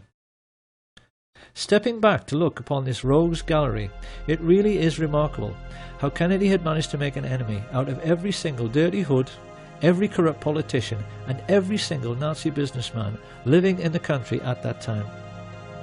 It is highly misleading even to see these groups as separate, because the truth is that they were all brutal fascists who saw nothing wrong in killing to get their own way. The question now was, how were they going to get him? Because we must never forget that generals, admirals, mafia dons, intelligence chiefs, corrupt politicians and oil billionaires are only people.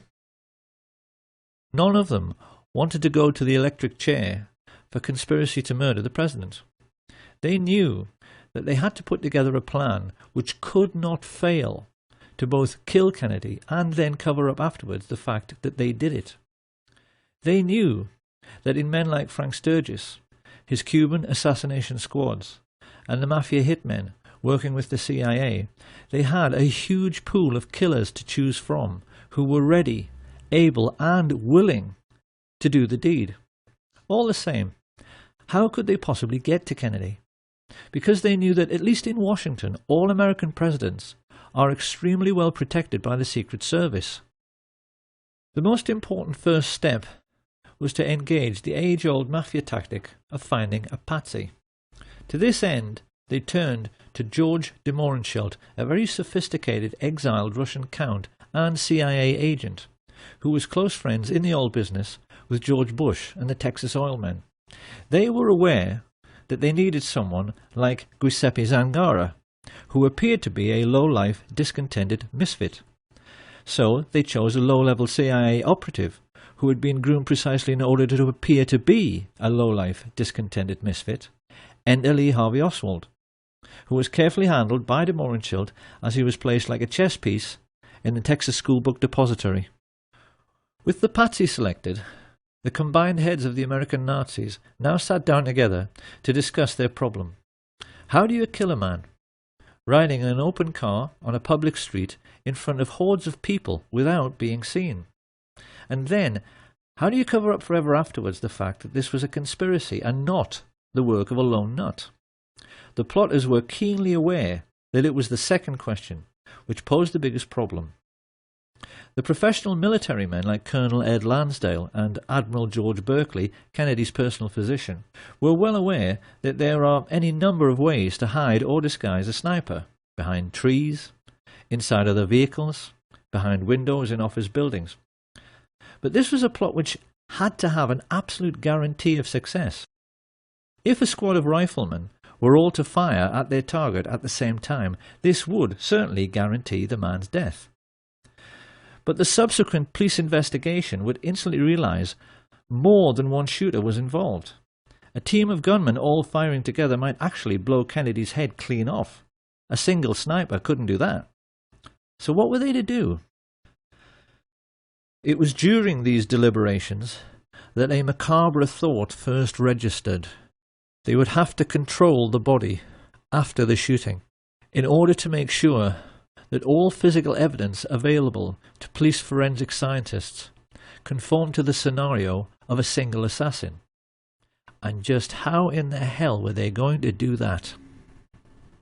By way of preparing the ground, Sam Giancana now ordered Richard Nixon's political associate Jack Ruby to keep Oswald snug under his wing, and then to set about hiring the best local riflemen, preferred candidates being men like his close friend Charles Boyd Harrelson, the father of Hollywood actor Woody Harrelson, who had proven his hitman credentials by shooting dead dozens of men for money. He then turned to his mafia associates Carlos Marcello and Santos Trafficante to supply the best gunmen from their cities, while he himself instructed the well-known underboss Tony Accardo to give the Chicago end of the contract to Giancana's favourite and most trusted hoodlums, Charles Nicoletti and Milwaukee Phil Aldericio. This pair had to be flown in 1,500 miles to the ranch of mafia hood Peter LaCavale, and then driven the remaining 600 miles to Dallas. It had been agreed with Giancana's and Genovese's oil business partners, H.L. Hunt and Clint Murchison, that every gunman would be paid $50,000 for the hit, and that the oil men would stump up the cash, so there was no way of tracing it back to either the mob or the CIA. For their part, Jack Crichton and George Bush were trying to lay the groundwork at the street level with the mayor Earl Cable, the brother of CIA chief Charles Cable, whom Kennedy had fired. Both the Cable brothers were crucially important in the development of the fine details of the plot, because they agreed to allow Crichton and his associates, George Lumpkin, the Dallas police chief, Lieutenant Colonel George Whitmire, and Harry Weatherford, to make use of their 488th Military Intelligence Detachment, a privately funded part-time intelligence force which had amongst its ranks many members of the John Birch Society, the Ku Klux Klan, and around half of all the serving police officers in Dallas. The plotters realized this was a masterstroke, because it meant they could control the streets and the crime scene, but they also realized that when the shooting occurred, the response of at least half the police on duty would appear to be completely genuine. And yet for all this intricate planning, involving, as Sam Giancana later admitted, dozens of men, the American Nazis were aware they still had a problem.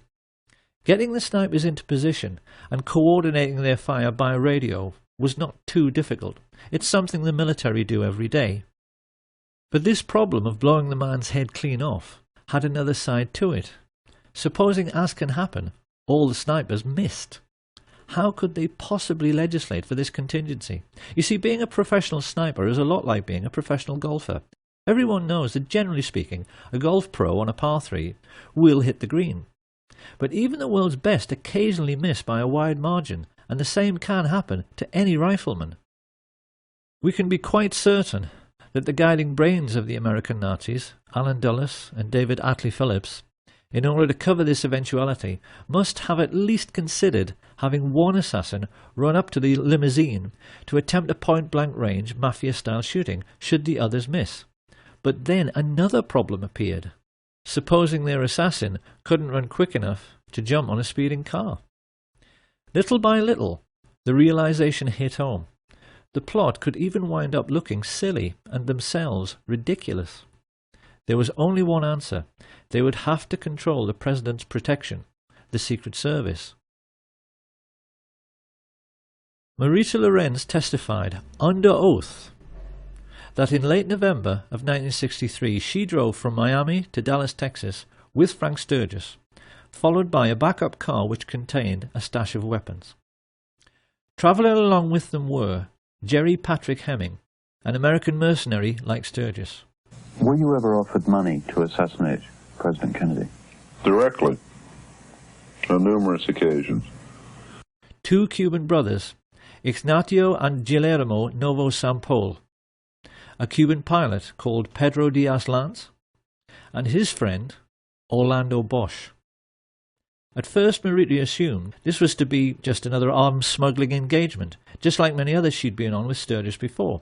However, when they reached their Dallas motel, they were visited by someone Marita had met many times before, CIA agent E. Howard Hunt, who stayed almost an hour and paid Sturgis with cash stuffed in a very large envelope. This was the evening of November 21st, 1963, and Marita began to get worried. She knew that President Kennedy was visiting Dallas the next day. Becoming concerned, she pressed Sturgis as to the real purpose of the visit, and when he told her that for this one time it had to be confidential, she decided she wanted out.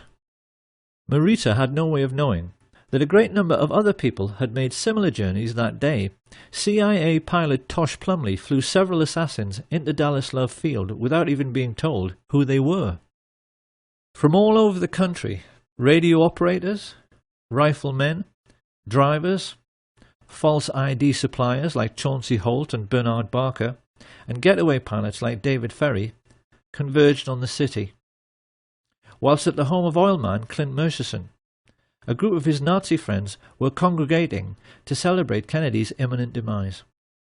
Due to the testimony of LBJ's mistress, Madeleine Duncan Brown, the mother of his illegitimate son, we now know that amongst these guests were J. Edgar Hoover and his homosexual lover Clyde Tolson, who stood to lose the millions they'd invested in their host's oil business if Kennedy lived.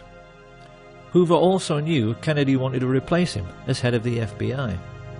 The two Brown brothers of Brown Brothers Harriman, who along with Cliff Carter, John Conolly and Senator Joseph Yarborough stood to lose millions from lost defense contracts because they knew JFK wanted to end the Vietnam War. Also present were Joseph Sevilla, head of the Mafia in Dallas, and the mayor of Dallas, Earl Cable, the CIA men who knew the president was serious about smashing the Central Intelligence Agency because he'd already fired Cable's brother, Charles. Having a drink with them was Chase Manhattan bank chief John McCloy, a confirmed Nazi who had shared a box with Hitler at the 1936 Berlin Olympic Games, and Mafia chieftain Carlos Marcello, who felt nicely at home rubbing shoulders with Sam Giancana's representatives Jack Ruby, Richard Nixon, and Haroldson Lafayette Hunt. The media were represented by Eamon G. Carter, and the only one who might have felt a little out of place as he awaited his boss was the world-class marksman and serial killer Malcolm Wallace. Late in the evening, Lyndon Baines Johnson finally turned up and briefly went into the party. When he came out to greet Madeleine Brown, she said he was euphoric. Let's go back to the night before. When Johnson came out of the meeting, what did he say to you? He was so angry. He had a violent temper when he was upset. Well, let's use the exact words that he said to you. What did he say to you? He grabbed me by the arm, and he had this deep voice, and he said, "After tomorrow, those SOBs will never embarrass me again. That's no threat. That's a promise." Johnson had clearly been told by the people in that room that everything was ready. The next morning the President landed at Love Field and was led to his car by Governor John Conolly. As he is driven away, it is immediately apparent that something is wrong, as Secret Service agent Henry J. Rickber tries to take up his proper position on the President's limousine, holding on to these handles provided for the purpose, and is ordered to stand down by Emory Roberts. Let's just look at Rickber's reaction again. He is quite clearly disgusted. Why aren't they letting him do his job? And as the car glides into Dallas, we can now see how the removal of his Secret Service protection has opened the President up to a field of fire from almost any direction. It's plain from these pictures that as the motorcade moved on into Dallas, the Secret Service, meant to protect the President, remained crowded together on the vehicle behind. While travelling in the pilot car some 400 yards ahead, three men are smiling as they see everything is going to plan. Crichton, Lumpkin and Whitmire have used their influence to remove the military protection which should have been amongst the crowd. And whilst the people lining the parade route are 10 deep in places, Lumpkin has seen to it that the police have let almost no one into the would-be crime scene. Pausing at the corner of Houston and Elm, Lumpkin is seen exchanging reassurances with one of his men. Yes, he tells him, the hit is on. Glancing discreetly upwards, he sees Weatherford and the best Cuban sniper, Eladio del Valle, preparing to fire. The signal is passed to the other snipers to get into position. Having been let into the Daltex building by oil baron Haroldson Hunt, Eugene Hale Brading unlocks the second-floor broom closet. A client of New Orleans lawyer G. Ray Gill, who also represents Mafia boss Carlos Marcello, Brading has a getaway pilot waiting, whom Gill employs as a private detective, David Ferry. He opens the window, and as Charles Nicoletti loads his rifle, Richard Kane listens to his radio. Car coming. Get ready. Closing the door, Milwaukee Phil Aldericio guards the corridor with 2 Cubans, Rolando Mesferrer and Rolando Otero. This basic pattern was established all over the plaza. A sniper next to a radio man, alongside a second marksman who could take over should the first one to back out at the last moment. Each team was then guarded by more assassins, mainly Cubans, who made sure no one interfered with each group. It all sounds quite professional, and the truth is, it was. Sam Giancana's spy in the Chicago police force, Richard Kane, was an electronics and wiretapping expert who spoke 5 languages. Up on the grassy knoll, with his childhood friend Charles Harrison, stood the diminutive Charles Frederick Rogers, a nuclear physicist who worked in seismology for Shell Oil. He was also friends with David Ferry and the Civil Air Patrol. Up in the Texas School Book Depository, LBJ's psychotic hitman Malcolm Wallace held a PhD and taught at the University of Texas. The Texas oilmen, mafia dons, merchant bankers and military industrialists had assembled the all-time dream team of professional killers. They were there to make absolutely certain their king died, and the 2 men who in later years would steal his crown, Richard Milhouse Nixon and George Herbert Walker Bush, smiled from the sidewalk as they exchanged winks with Jack Crichton. There was no way Kennedy could escape now, and they knew it. Arranging his sniper's nest at the other end of the 6th floor, Sturgis was the first to be spotted by Arnold Rowland.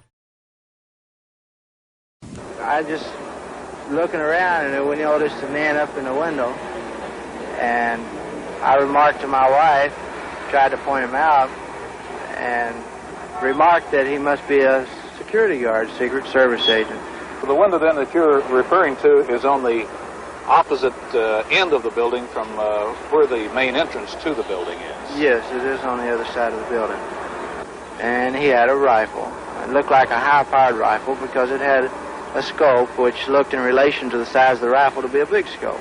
A moment later, 15-year-old Amos Ewins caught sight of one of the Sturgis-trained Cubans, Ignacio Novosampol. Even more significantly, Richard Randolph Carr, a steel construction worker who was looking for a job in the new Dallas courthouse, which was then under construction, stared out from his 7th-floor vantage point and saw Malcolm Wallace taking position to fire.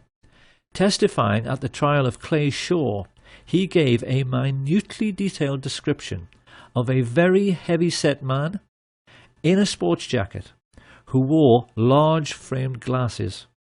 He could see the man so clearly, he even said his eyeglasses had large earpieces. America, the home of the brave and the land of the free, was about to discover that it wasn't what it thought it was. As the president's car made the turn onto Houston, government agents who had sworn an oath to uphold their country's democratic principles waited alongside mafia killers to murder their own commander-in-chief. One of the men they were working for, Sam Giancana, said this proved that in reality there was no such thing as white hats and black hats. That notion, he said, was just a sham for saps to cling to. The one thing I recognized was there are no black hats and there are no white hats.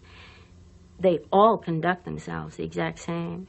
And very good evidence of that is that the CIA would hire 2 so-called mafia men, Sam Giancana and John Roselli, to assassinate Fidel Castro.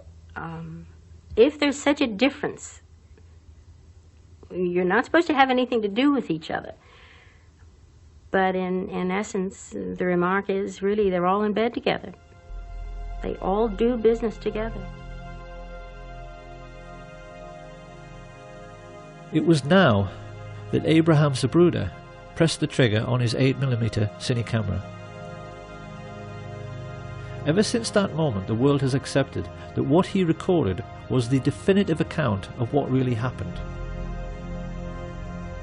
What people must appreciate is that what they have just seen is not at all what really happened. Had you actually been there on the day, this is what you would have seen.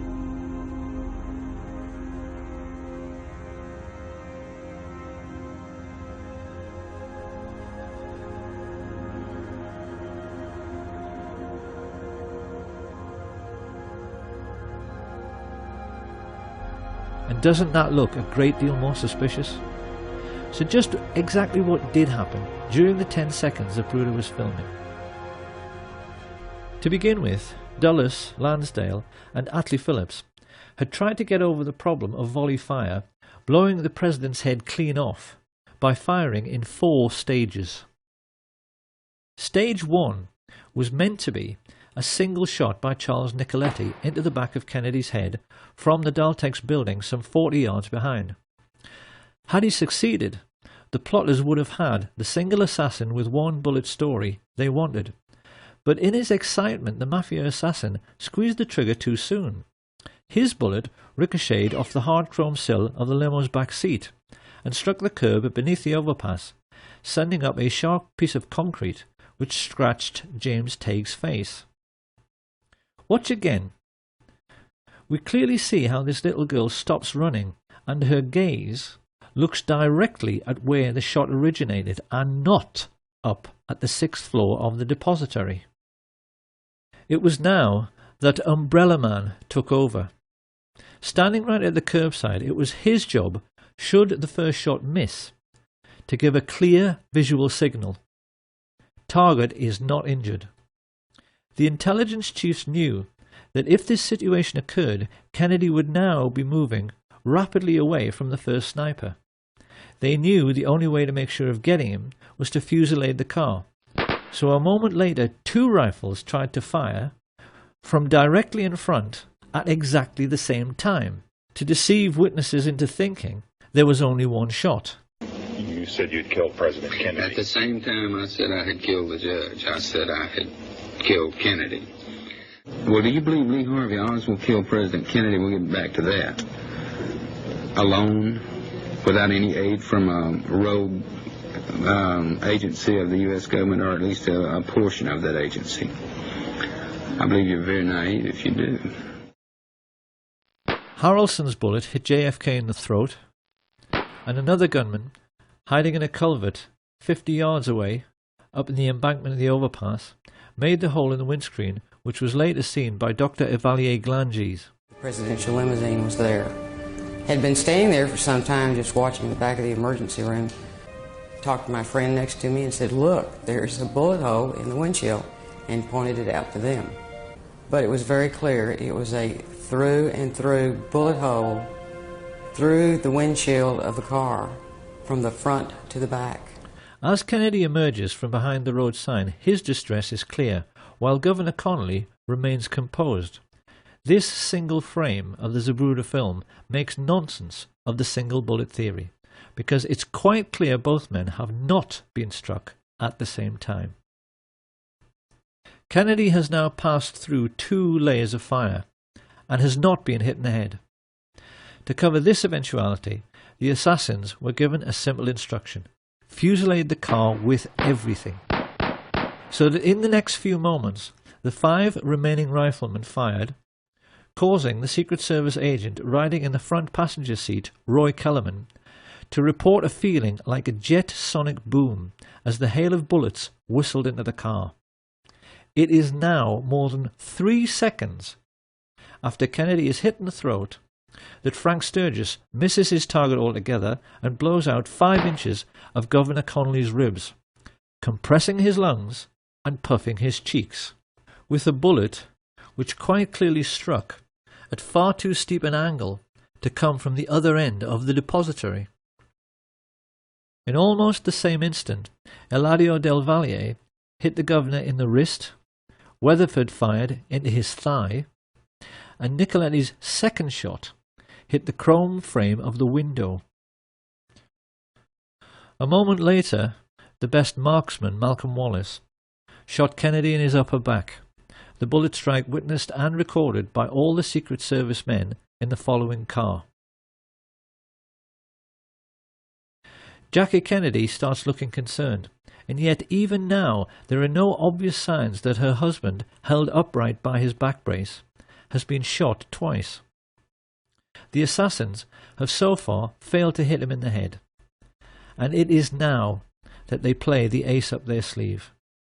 Here we can finally answer the riddle of where on an empty street you can hide a man with a rifle, and how he can manage to shoot a man speeding past him in a limousine. The answer is that he can't, and that is why the driver, William Greer, looked around twice to see whether Kennedy had been hit in the head, and when he saw he hadn't, as dozens of witnesses, including police officers, confirmed, he stopped the car completely. His orders was to slow down where the rest of the guys... This is Greer, the driver of the presidential limousine. Yeah, presidential limousine, slow down almost to stop. It is now that most people have been led to believe that Kennedy was shot in the head by Charles Boyd Harrelson, the sniper standing on the grassy knoll.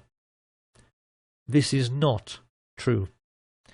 Because if we look at the angle of elevation of a shot from that area, it's obvious that a shot originating from above and right would have pushed Kennedy's head down and left, whereas it's quite clear that his head is knocked upwards and to the left by the impact.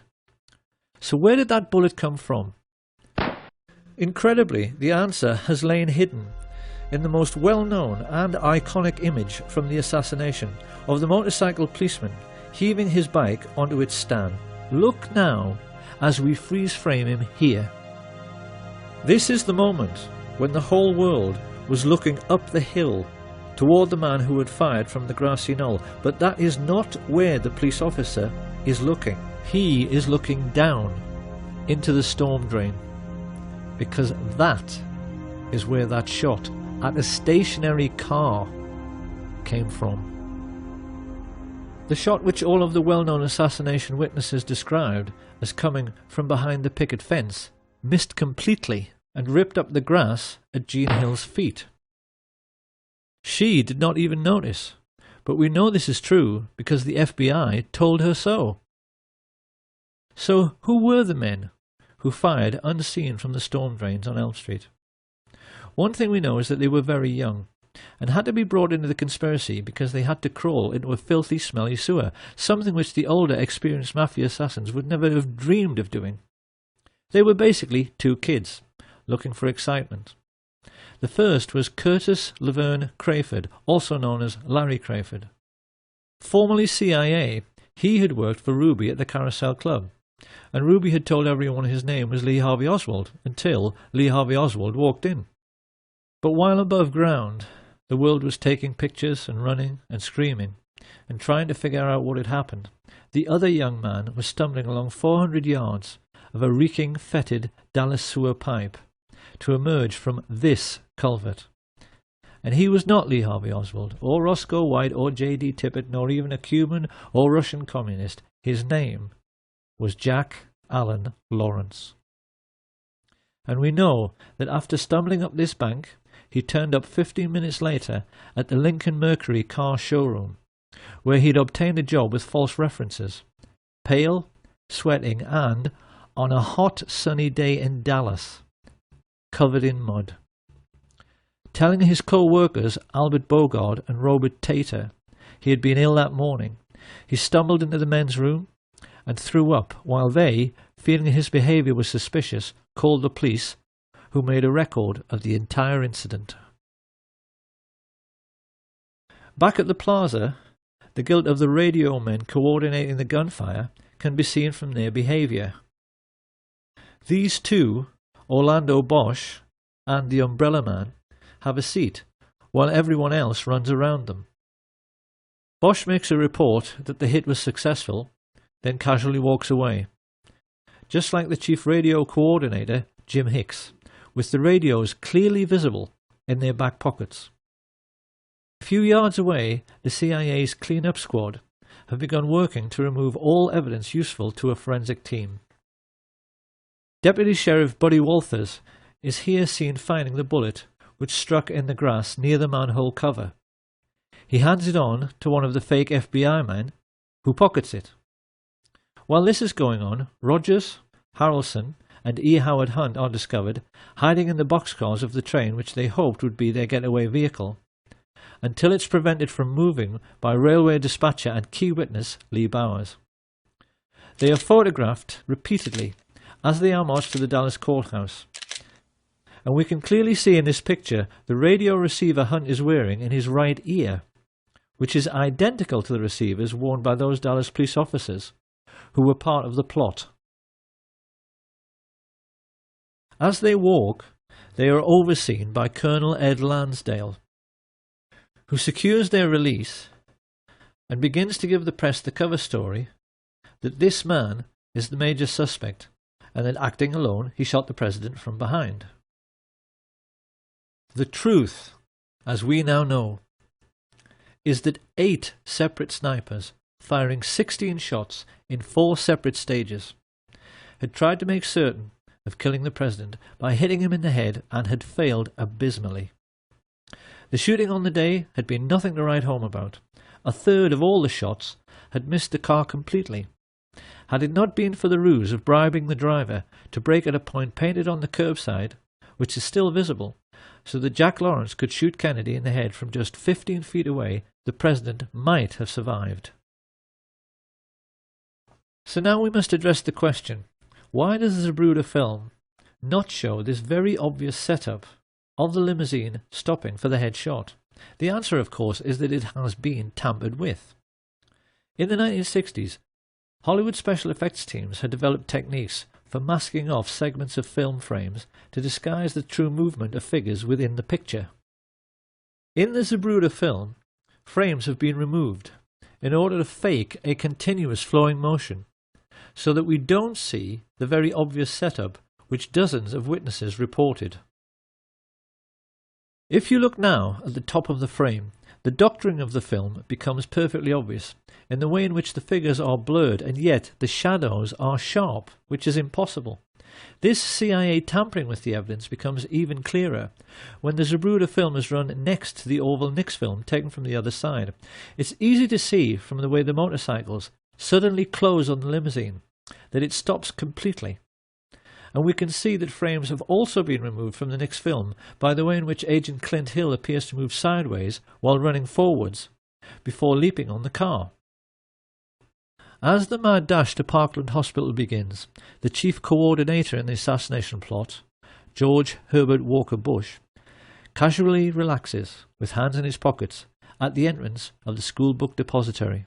Now this is going to be one of those all too familiar Kennedy assassination moments in which people will say, well, yes, it could be him, but how can we be sure? Because we've seen this kind of thing before with Badgeman. However, a gentleman who I think must be a police detective has posted a YouTube video in which he utilizes the latest forensic techniques for identifying murder suspects by making a comparison between the photo taken in Dealey Plaza and one of George Bush in conversation with Richard Nixon during Watergate.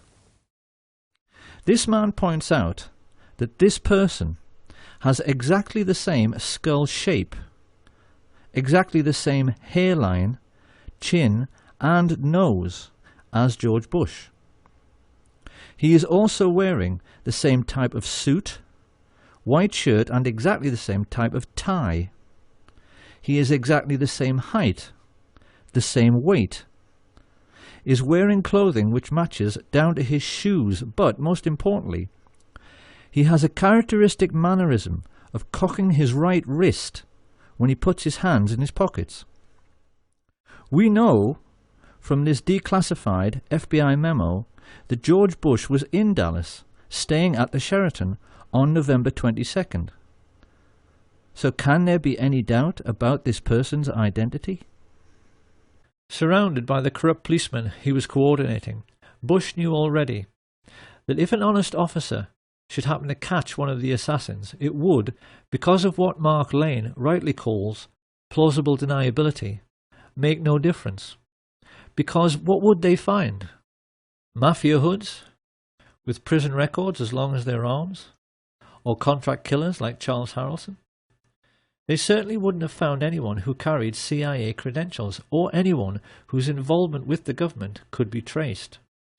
But even while he smiled and chatted to his fellow killers, Bush was unaware that the plotters had just made their first big mistake. They knew that they had to forensically control the body from the moment the shots were fired, and the moment Kennedy entered Trauma Room 1, that control had to be relinquished. Although they had CIA agents placed in the emergency unit, these people were not aware of the throat wound, which could hardly be seen because it was so tiny. It was at this moment that all the Dallas doctors and nurses like Aubrey Bell made a mental note of this very obvious sign of a frontal entry shot. One of the Dallas medical team, Dr. Charles Crenshaw, a junior doctor at that time, vividly recalls what the first professionals in the Kennedy killing had to deal with. The second wound was here in the throat, right above the necktie. It was a small opening, very small, 3 to 5 millimeters, about the size of your little finger. I looked at the wound again. I wanted to know and remember this the rest of my life. And the rest of my life, I will always know he was shot from the front. And also described the portion missing from the rear of Kennedy's head after the impact of the frangible bullet, which hit him in the right temple. The bullet struck about where and passed about where? From here right through. And taking out the back or the occipital part, the back of your head. This was gone. At approximately 1 o'clock Central Standard Time today here in Dallas. He died of a gunshot wound. This information soon made its way to the media. And this is why, at the very first press conference, Press Secretary Malcolm Kilduff correctly described the cause of death and direction of the shot. In order to find a means with which to contradict this evidence, the cover-up now began in earnest, with the summoning from the Restland Funeral Home of a CIA agent who was known for being the best in the business at reconstructive surgery on cadavers, John Melvin Liggett.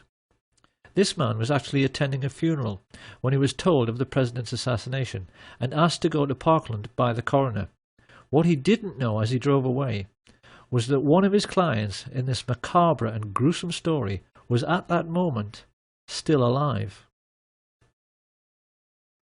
When he was arrested years later by New York police detective Jim Rothstein, Frank Sturgis, on discovering that Rothstein was a Bay of Pigs veteran like himself, got into an old army buddy's conversation with him and said first of all that after the assassination he returned to the Miami safe house where he ridiculed Marita Lorenz for missing history.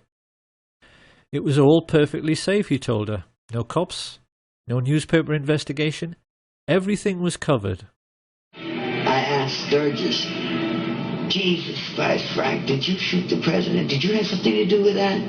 He said, who gives a shit? Yeah, who's going to prove it?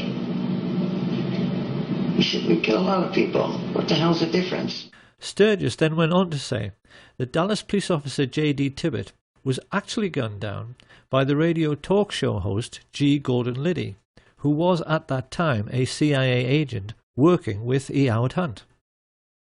And here we must address a question which puzzled assassination researchers for years.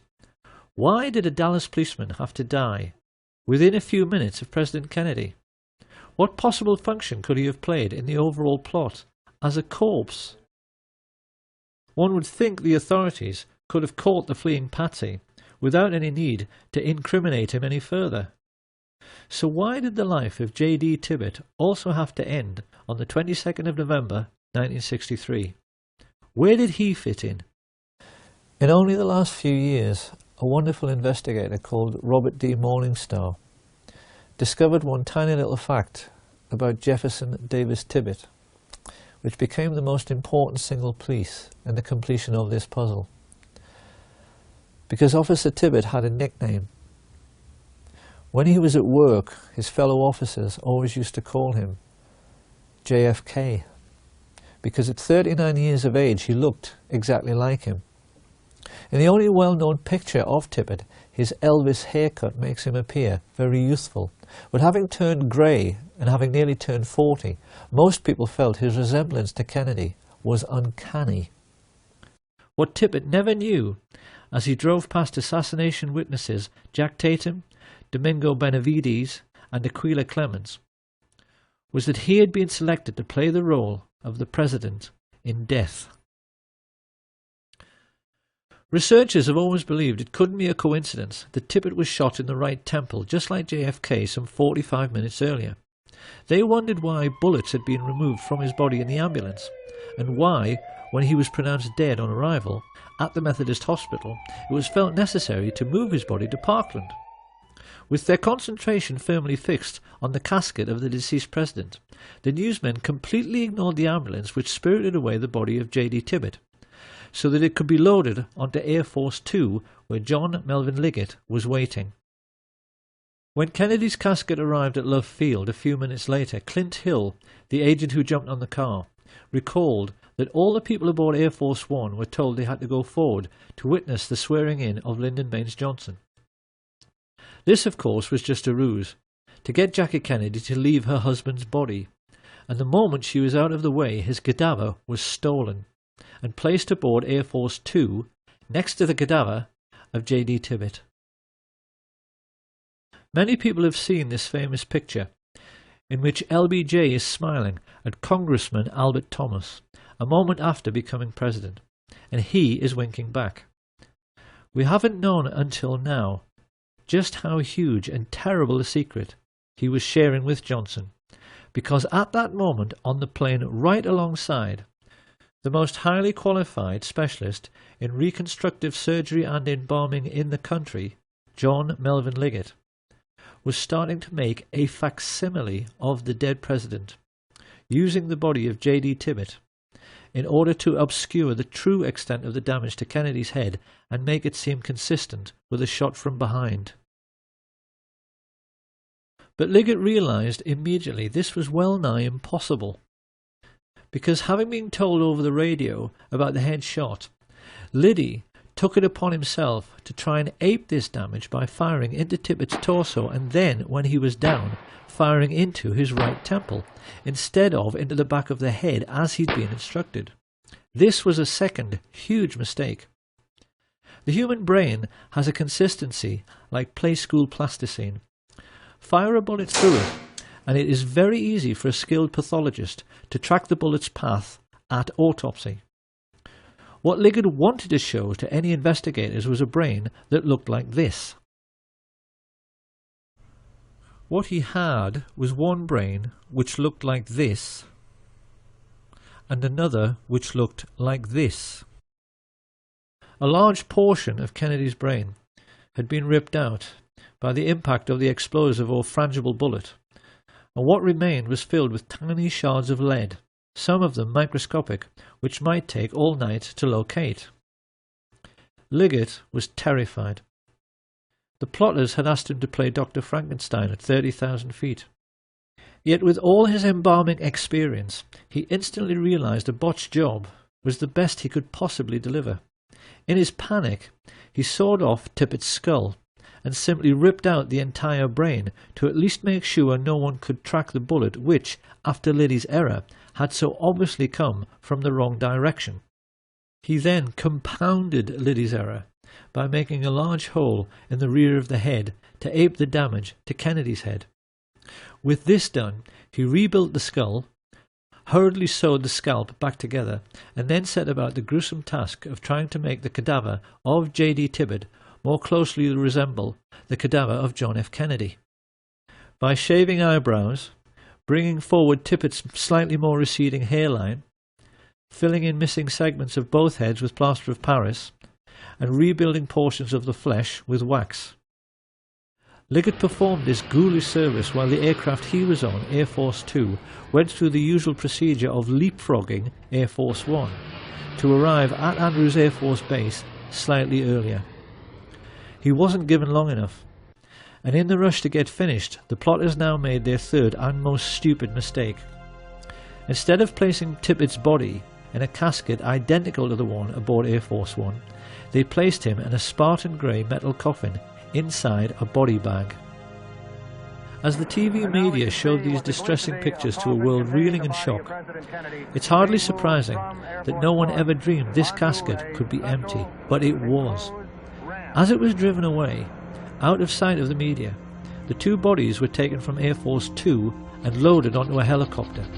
It was at this point that the two honest men, FBI agents Francis X. O'Neill and his partner William Siebert, became crucial figures in the story.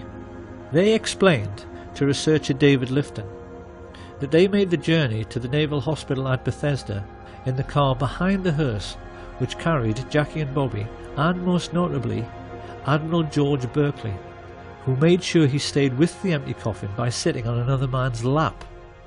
Upon reaching Bethesda, Siebert and O'Neill said Berkeley then guided the family members into the building while the hearse was ordered to the rear to unload. But that was where the simplicity ended. The FBI men and many other witnesses recalled a scene of absolute mayhem in which no one seemed to know what was going on, and military men were rushing around everywhere, exchanging anecdotes about decoy ambulances they had been ordered to follow, which had become high-speed chases around the hospital grounds as these vehicles raced away. It seems this confusion was created with the intention of misleading both the press and the large respectful crowd which had gathered on the lawn. People were asking each other which ambulance contained the president's body. Then a rumour started that it was coming by helicopter, but which one? Everyone watching that night recalls the air was filled with them, and the FBI men also told Lifton that in the midst of all this mayhem, they helped to carry the casket inside. This was flatly denied by the team of Navy men who said they did it alone. It is therefore perfectly clear that two bodies were brought to the morgue separately whilst confusion reigned. And it was now that the plotters themselves became confused by the mayhem they had created, because they left J.D. Tibbetts' cadaver in the wrong casket. It should have been switched and gone into the autopsy room in the large expensive casket used in Dallas.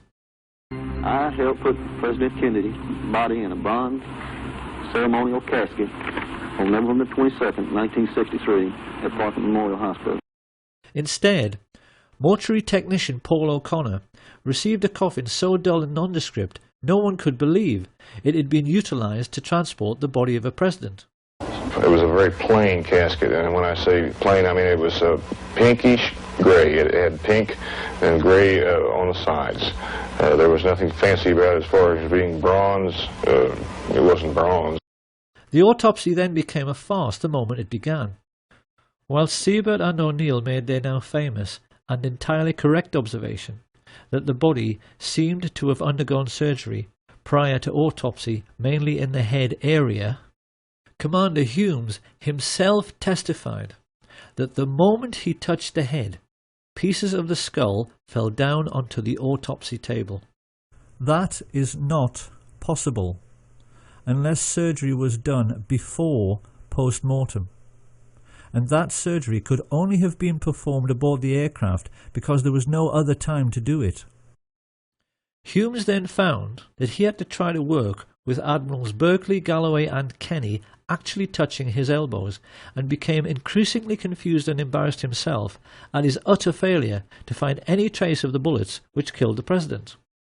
Of course, this was hardly surprising, considering the president lay dead in an adjoining room, and that Liggett had removed all the bullets from J.D. Tibbett. As the autopsy proceeded, O'Connor revealed that Berkeley interfered constantly in the procedure, steering Humes away from the torso, where he would have found the holes made by Liddy. And while everyone in the room remained aghast and disturbed by the huge hole in the back of the head and absence of any brain matter, two porters O'Connor had never seen before came in pushing a trolley, which had a sheet on it which hid a small lump. They had told people in the corridor it was a dead newborn baby, but it turned out to be a complete brain, which could only have come from a third cadaver. This was weighed and pickled in formaldehyde before anyone even had a chance to inquire when it had been removed. The most farcical moment of all came when Humes faced Arlen Specter in front of the Warren Commission and found the leading counsel pressing him to say that the wound he found in the back of the head was an entry wound. His incredible answer was that the bullet could only have entered and exited from the rear. Humes actually told the world that the bullet had done a U-turn inside the president's skull.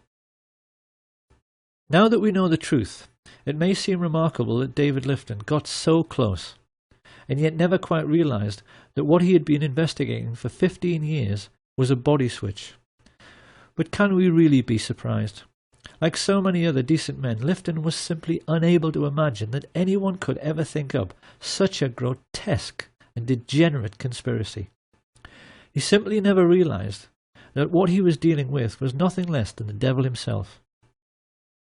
And for those who find all this impossible to accept, one of the devils who murdered JFK, Frank Sturgis, was perfectly candid about how routine body switches had become in the CIA by 1963. There was a switch. A body switch? A body switch, yes. The truth about the autopsy is that the devils who killed Kennedy messed up very badly. They had wanted to show the world actual photographs of a single bullet wound from behind. As it was, they had to resort to a lot of badly faked photographs, which critics like Robert Groden easily discredited, and silly drawings, which everyone realized did not line up anywhere near the schoolbook depository. With the autopsy over, Mrs. Kennedy and the President's brother were shown the body prepared for burial. Not surprisingly, they were wholly unconvinced by Liggett's attempts to make a Dallas police officer look like the President of the United States. Witnesses there at the time said Bobby scoffed and said, "It doesn't look anything like him," while Mrs. Kennedy became adamant. "It isn't Jack," she declared. "That looks like something you'd find in Madame Tussauds wax museum." Many people have studied this alleged picture of the President's remains and wondered how it could possibly be John F. Kennedy when the Zapruder film clearly shows this right temple area being blown apart by the impact of the frangible bullet. The simple answer is that this is not JFK. It's the corpse of Officer J.D. Tibbett, surgically altered to look like the President. On arriving home, Liggett was informed the plot was in serious trouble. His wife Lois told how he staggered in the door, unkempt, dishevelled, and quite obviously exhausted, which was very out of character for a man who took pride in always being neat, tidy, and organised. It was about 24 hours before I heard from him. He came home and he walked in the door, and when I saw him, he physically looked like he had really been through a very traumatic experience. His clothes were disarrayed, and that was so out of character for him. And he said, "We're going to get out of town for a while until all of this blows over." And that was a quote, because I thought, well, what blows over? Minutes later, they were speeding down the highway towards Corpus Christi, utterly bewildered as to what on earth was going on. Chain-smoking at the wheel, Liggett was looking increasingly nervous. It wasn't just that his botched reconstruction had failed to convince and would lead to courtroom testimony of bullets doing U-turns inside the President's head. The problem was that the patsy was still alive. Deputy Sheriff Roger Craig told investigators it was plain to him that Lee Harvey Oswald was not meant to survive his arrest procedure. He said that when he arrived at the Texas Theater, a group of his fellow officers were waiting at the rear, guns drawn, and that it was quite obvious that Oswald was meant to make a break out the back door where he would run into a hail of gunfire. However, Oswald himself was an intelligence agent, and once he realized he had been chosen as the fall guy, he briefly prolonged his existence by loudly yelling so that all the witnesses present could hear, "I am not resisting arrest. I am not resisting arrest." This is why Liggett, like all the others involved in the plot, was shaking in his boots on November 23rd. They were all aware that a sharp lawyer could get Oswald released simply by discovering that the chain of evidence had been broken in relation to Kennedy's remains. Once free to talk, and with intimate knowledge of the major players in the assassination plot, he could have gotten the heads of the FBI and CIA, all the military chiefs of staff, the mafia chieftains, and the Dallas oil men all thrown in jail together for murder. Many people have wondered how the plotters could be so unbelievably dumb and so unbelievably obvious as to have Oswald murdered live on national television. The simple truth was that they had absolutely no choice. Their botched assassination attempt had proved that they were not as smart as they thought they were. The actual shooting had gone very badly. Most of the shots had missed. They'd had to botch the autopsy, and now they were having to botch the silencing of the patsy. Lois Liggett recalled that the moment Ruby fired, the atmosphere in their motel room evaporated. The minute he saw that, he looked at me and said, "Everything's okay now," and you could just see his face. He was like all the pressure had been taken off of him. All of a sudden he was like, sigh of relief, let's go, we can go home now. It was basically, pack your things, come on, we're leaving, you know, now we can go. The family turned around and went straight back home to discover that Mr. Liggett now enjoyed a new vocation. It appeared he had suddenly come into millions, which bought his family a big new house and himself a new lifestyle, which included many wild poker parties at which, among others, he hosted David Ferry. This was not Lois Liggett's scene. She divorced him, heard that not long afterwards he was arrested for murder, and then shot dead while trying to escape. But this was not the end of Liggett's story. His new wife told Lois that the man she buried could not have been John Melvin Liggett, because the corpse she was shown had a moustache and he couldn't grow one. Then many years later, Lois Liggett actually saw her deceased ex-husband in a casino while on a trip to Las Vegas. Quite clearly this man had been the beneficiary of yet another CIA body switch. And to this day, doubts remain as to the true fate of Jack Ruby, Lee Oswald, John Liggett, and the President himself. Many researchers now believe the plotters may have kept Kennedy's remains as a souvenir and buried J.D. Tibbett in Arlington Cemetery.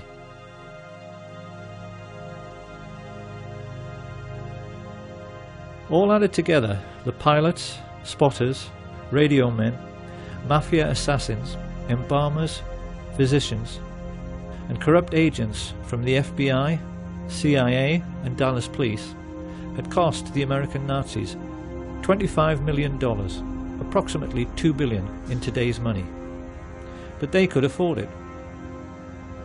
In the years that followed, they cynically kept the war in Vietnam going by putting in just enough troops so that the line never moved forward or back. And while the American fat cats grew fatter on the military-industrial contracts, their mafia friends used the CIA's complete immunity to smuggle trillions of dollars worth of cocaine and heroin around the world. Sir, the Republicans are trying to blame you for the existence of a small air base at Mena, Arkansas.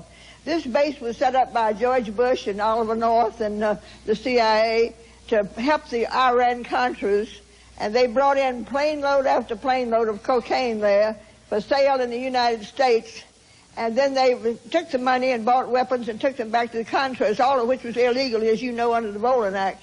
But tell me, did they tell you that this had to be in existence because of national security? Well, let me answer the question. No, they didn't tell me anything about it. Of course, when criminals are making easy money, they tend to become lazy and careless, and this is what led to Watergate. Someone's here.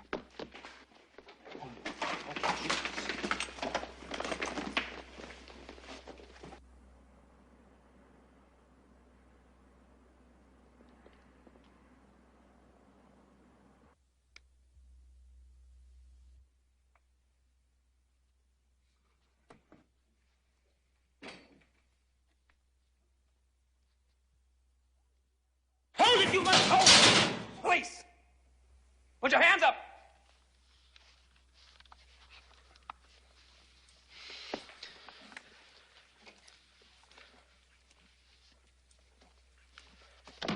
Drop that jacket! When the two plainclothes police officers switched the lights on in the Watergate building, who should they find hiding there? Frank Sturgis and Bernard Barker, who were working for E. Howard Hunt, exactly the same people who had murdered President Kennedy 9 years earlier. Sturgis even told the San Francisco Chronicle that the true reason for their burglary of the Watergate offices was to retrieve compromising pictures of CIA men in Dealey Plaza, which the Democrats were going to have published. Of course, somebody had to take a fall for conducting such a woefully sloppy operation, and when Howard Hunt found himself in prison for 33 months, he rather turned against his old friends for making him into the patsy on this occasion. He began sending messages to President Richard Nixon that he might just tell all he knew about what really happened in Dallas on November 22, 1963.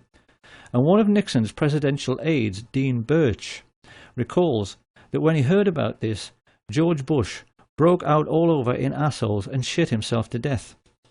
It was this situation which led directly to what journalists now refer to as the Watergate murder, the crash of Flight 553. On December the 8th, 1972, Dorothy Wetzel Hunt, the wife of E. Howard Hunt, boarded a flight from Washington to Chicago. A CIA agent like her husband, she carried $250,000 in her bag, which was to buy the silence of his Watergate co-conspirators. Travelling along with Dorothy was CBS News correspondent Michelle Clark, whose CIA boyfriend had been able to give her a unique journalistic insight into what Watergate was really all about. These two women boarded the aircraft with a dozen other individuals who at that time had information which E. Howard Hunt claimed was going to blow the White House out of the water. As the plane made its final approach through fog and very low cloud, the people living near the aircraft runway sensed something rather strange was going on. The normally quiet suburban street suddenly filled up with cars, and a moment later, having been told to power down too early, Flight 553 emerged from the mist and clipped the branches of some trees before crashing on top of several bungalows on West 70th Street. The watching neighbours were then staggered to see FBI agents immediately leap out of their cars and start rooting around in the debris, a full 10 minutes before the fire brigade even arrived on the scene. 44 people, including Dorothy Hunt and Michelle Clark, were killed in the crash. E. Howard Hunt served his time and came out of prison a widower and $1 million richer. The Nazi shadow government of the United States had faced a blackmail threat and the possibility that their complicity in the murder of President Kennedy might become public knowledge. Their response was to bring down a civilian airliner onto a residential district. They covered it up by having FBI agents on the ground seek out and remove all incriminating documents from the dead bodies found in the wreckage. And when the local TV station received an anonymous phone call from a radio ham who had monitored the deliberately misleading exchanges from the Midway Control Tower, which caused 553 to crash, an FBI agent simply confiscated all the tapes, thus eradicating all information pertaining to the accident. This is how the agents of the US government now behave. They function essentially as a goon squad of mercenaries and murderers, hardly any different to Hitler's Gestapo, and are used as a private intelligence service and as personal hitmen for America's richest families, their only role being to cover up the dirty tricks which the rich people are playing on their fellow countrymen every day. Along with threats and murder, the most important weapon used by this private army of footpads in this ongoing cover-up is disinformation. And it's here that we can now address a question which will probably be bothering the huge numbers of people who have taken an interest in the Kennedy assassination and in the many documentaries produced by assassination researchers over the years. What happened to Badgeman? The answer is very simple. He never existed. He was simply a phantom, created by the CIA's disinformation machine to lay down a trail which led nowhere. So now another question appears. If this is so, why have so many people spent a quarter of a century trying to discover his identity? By examining this question, it is now possible to reveal the extraordinary lengths America's rulers have gone to in order to hide the truth about the Kennedy assassination. America's oligarchs grossly underestimated the courage and skill of those who tried to uncover the truth about the Kennedy killing, none more so than the brilliant and tenacious Mark Lane. By the mid-1960s, his film Rush to Judgment had left the country in no doubt that they had been multiple gunmen acting together in some sort of conspiracy. Once he had proved this beyond any doubt, the only question remaining was, how big was the conspiracy? So it came as no surprise when polls started showing that 9 out of 10 Americans believed it had to be the CIA. This internal memorandum reveals just how nervous the agency was about this development. It spells out in no uncertain terms the concern spreading in the corridors of power, and the urgent need to rectify this situation through the use of assets in the media. This great image problem led America's Nazis into initiating Operation Mockingbird, an ongoing policy of using the colossal wealth they were now amassing from drugs and weapons sales to buy up as many TV and film companies, newspapers, and local and national radio stations as they could lay their hands on, to the point where by the 1970s they were proudly boasting that everyone of any significance in the media is CIA. Do you have any people being paid by the CIA who are contributing to a major circulation American journal? We do have people who submit pieces to American journals. Do you have any people paid by the CIA who are working for television networks? This, I think, gets into the kind of getting into the details, Mr. Chairman, that I'd like to get into in executive session. Virtually every well-known journalist, newspaper editor, and television presenter became a secret CIA agent, as did many entertainers and film stars. The question now was how best to use trusted public figures like Walter Cronkite. And this was how the first investigative documentaries about the Kennedy assassination came to be made. It will come as a terrific shock to those who have sought truth and solace in these many films, feature articles, and TV specials, to learn that every last one of them, including Oliver Stone's JFK, was actually produced by the CIA.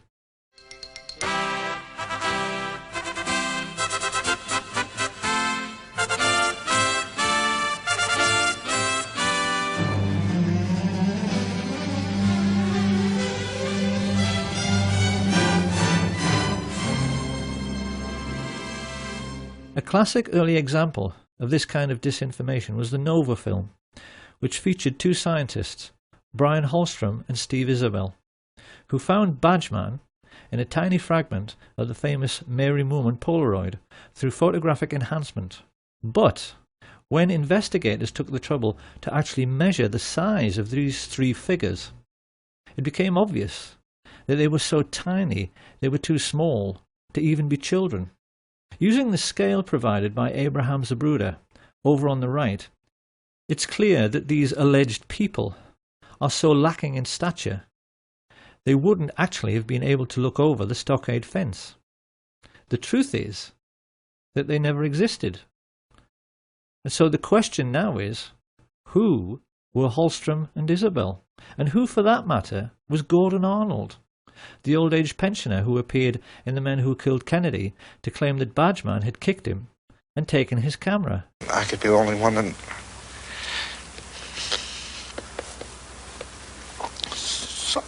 saw the man. The answer is that they were all professional actors, because this is how the devil operates. Devils mix lies with truth in order to make the lies sound more plausible. And it seems that the idea for using actors in this way might very likely have come from E. Howard Hunt himself. After Hunt's deathbed confession, in which he admitted the involvement of the CIA, his son, St. John Hunt, posted many revealing statements about what kind of character his father was. It's quite well known that E. Howard Hunt wrote spy novels and screenplays. And when he was discussing this, St. John Hunt maintained his father tried to live his life as if every day was another exciting scene from a movie, to the total exclusion of his own family. The way St. John Hunt put it was, he would never cut carrots or go shopping with us or anything like that. James Bond doesn't have a family.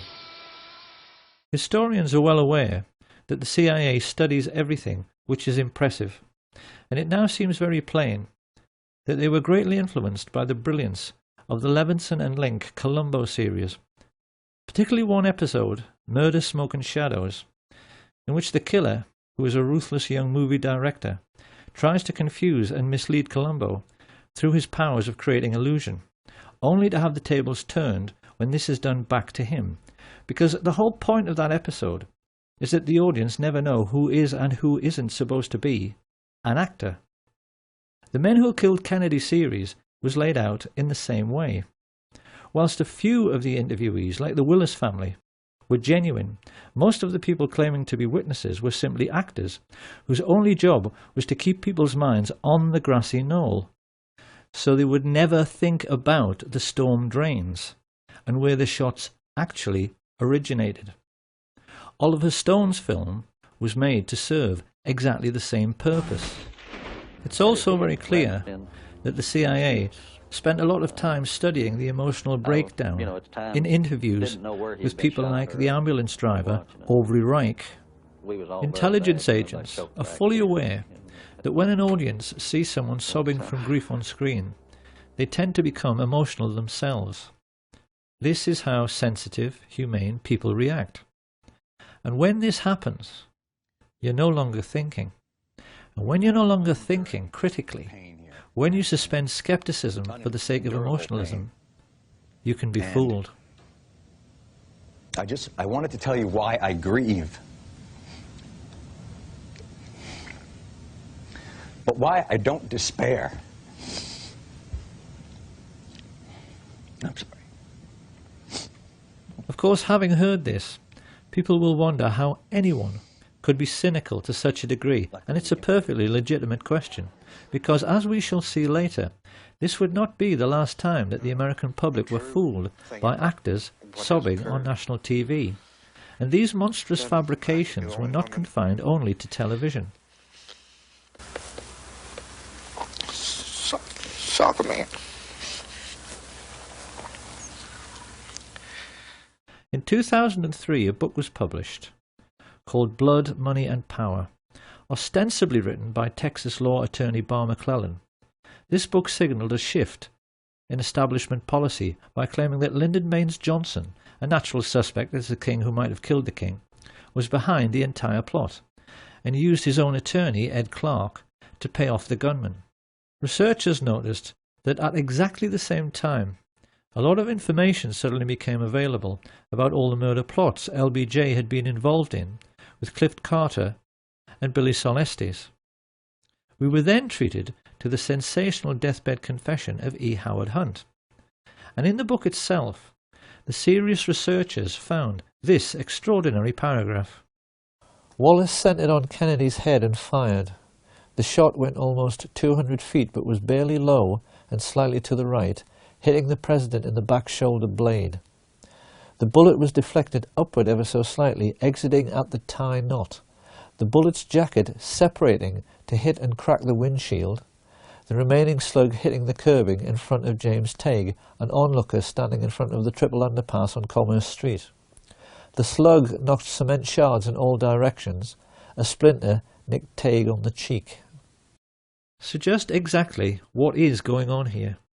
This is quite obviously a ludicrous assertion. So what is it all about? What it's all about is that the CIA actually wrote this book. They knew that the critics had been able to laugh loud and long at the single bullet theory because the FBI had had to change their story. At first, they had accepted the indisputable evidence that James Tague was scratched by a bullet as he watched from below the overpass, because they initially claimed that the first shot alone had gone through the president and the governor, making 7 separate wounds in 2 different men. The second shot was the headshot, and presumably the third struck Tague. However, Once the Zapruder film and dozens of eyewitnesses made it plain the first shot missed, the FBI had a problem. How could they account for the throat shot, head shot, and take shot with just 2 remaining bullets? This utterly ridiculous paragraph was a lame attempt after 40 years to come up with an answer, and the lengths the CIA went to get people to believe it were contrived, to say the least. It's first of all the simplest matter to refute this version of events by asking how the CIA could possibly know this is how it happened. The bullets splitting apart in mid-air? Are they saying they had Dealey Plaza rigged with fast-motion cameras, which allowed them to replay the flight of every bullet in slow motion? If so, we'd all love to see those pictures. And even more to this, Barr McClellan's interview became the linchpin in the final episode of The Men Who Killed Kennedy, which was then banned from public broadcasting after a lawsuit was allegedly brought against the History Channel by former Presidents Carter and Ford and their friends Jack Valenti, Bill Moyers and Lady Bird Johnson. Of course, this was just more disinformation. What the plotters hoped to achieve was that by getting the series banned, but making it available on the internet, the seekers after truth would be duped into thinking it must be true, precisely because it had been banned from mainstream media. It's a double bluff. It is quite possible, after all of this ludicrous skullduggery, that even the CIA themselves couldn't remember what purpose it was all supposed to serve. But the general idea was that the public was supposed to swallow the notion that Lyndon Baines Johnson was the primary culprit in this entire affair, because he's dead and can't speak for himself. It is absolute nonsense to suggest any such thing. Lyndon Baines Johnson was, like Hitler and Richard Nixon, a mere puppet of the oil men and the merchant bankers and military industrialists, something he finally admitted to. I can't honestly say that I've ever been completely relieved of the fact that there might have been international connections. You mean you still feel that there might have been? Well, I have not completely discounted. The notion that he was the criminal mastermind behind the Kennedy assassination is simply another disinformation falsehood dreamed up by the CIA. He was most definitely involved in the plot and offered up his personal hitman, Mac Wallace, to be part of it, but the men who actually masterminded the plot were Allen Dulles and David Atlee Phillips, with George Bush being the most important figure in the actual execution of the plan, and even they, in the end, proved themselves to be just as crude and obvious as anyone else in the way they took care of anyone who might incriminate them.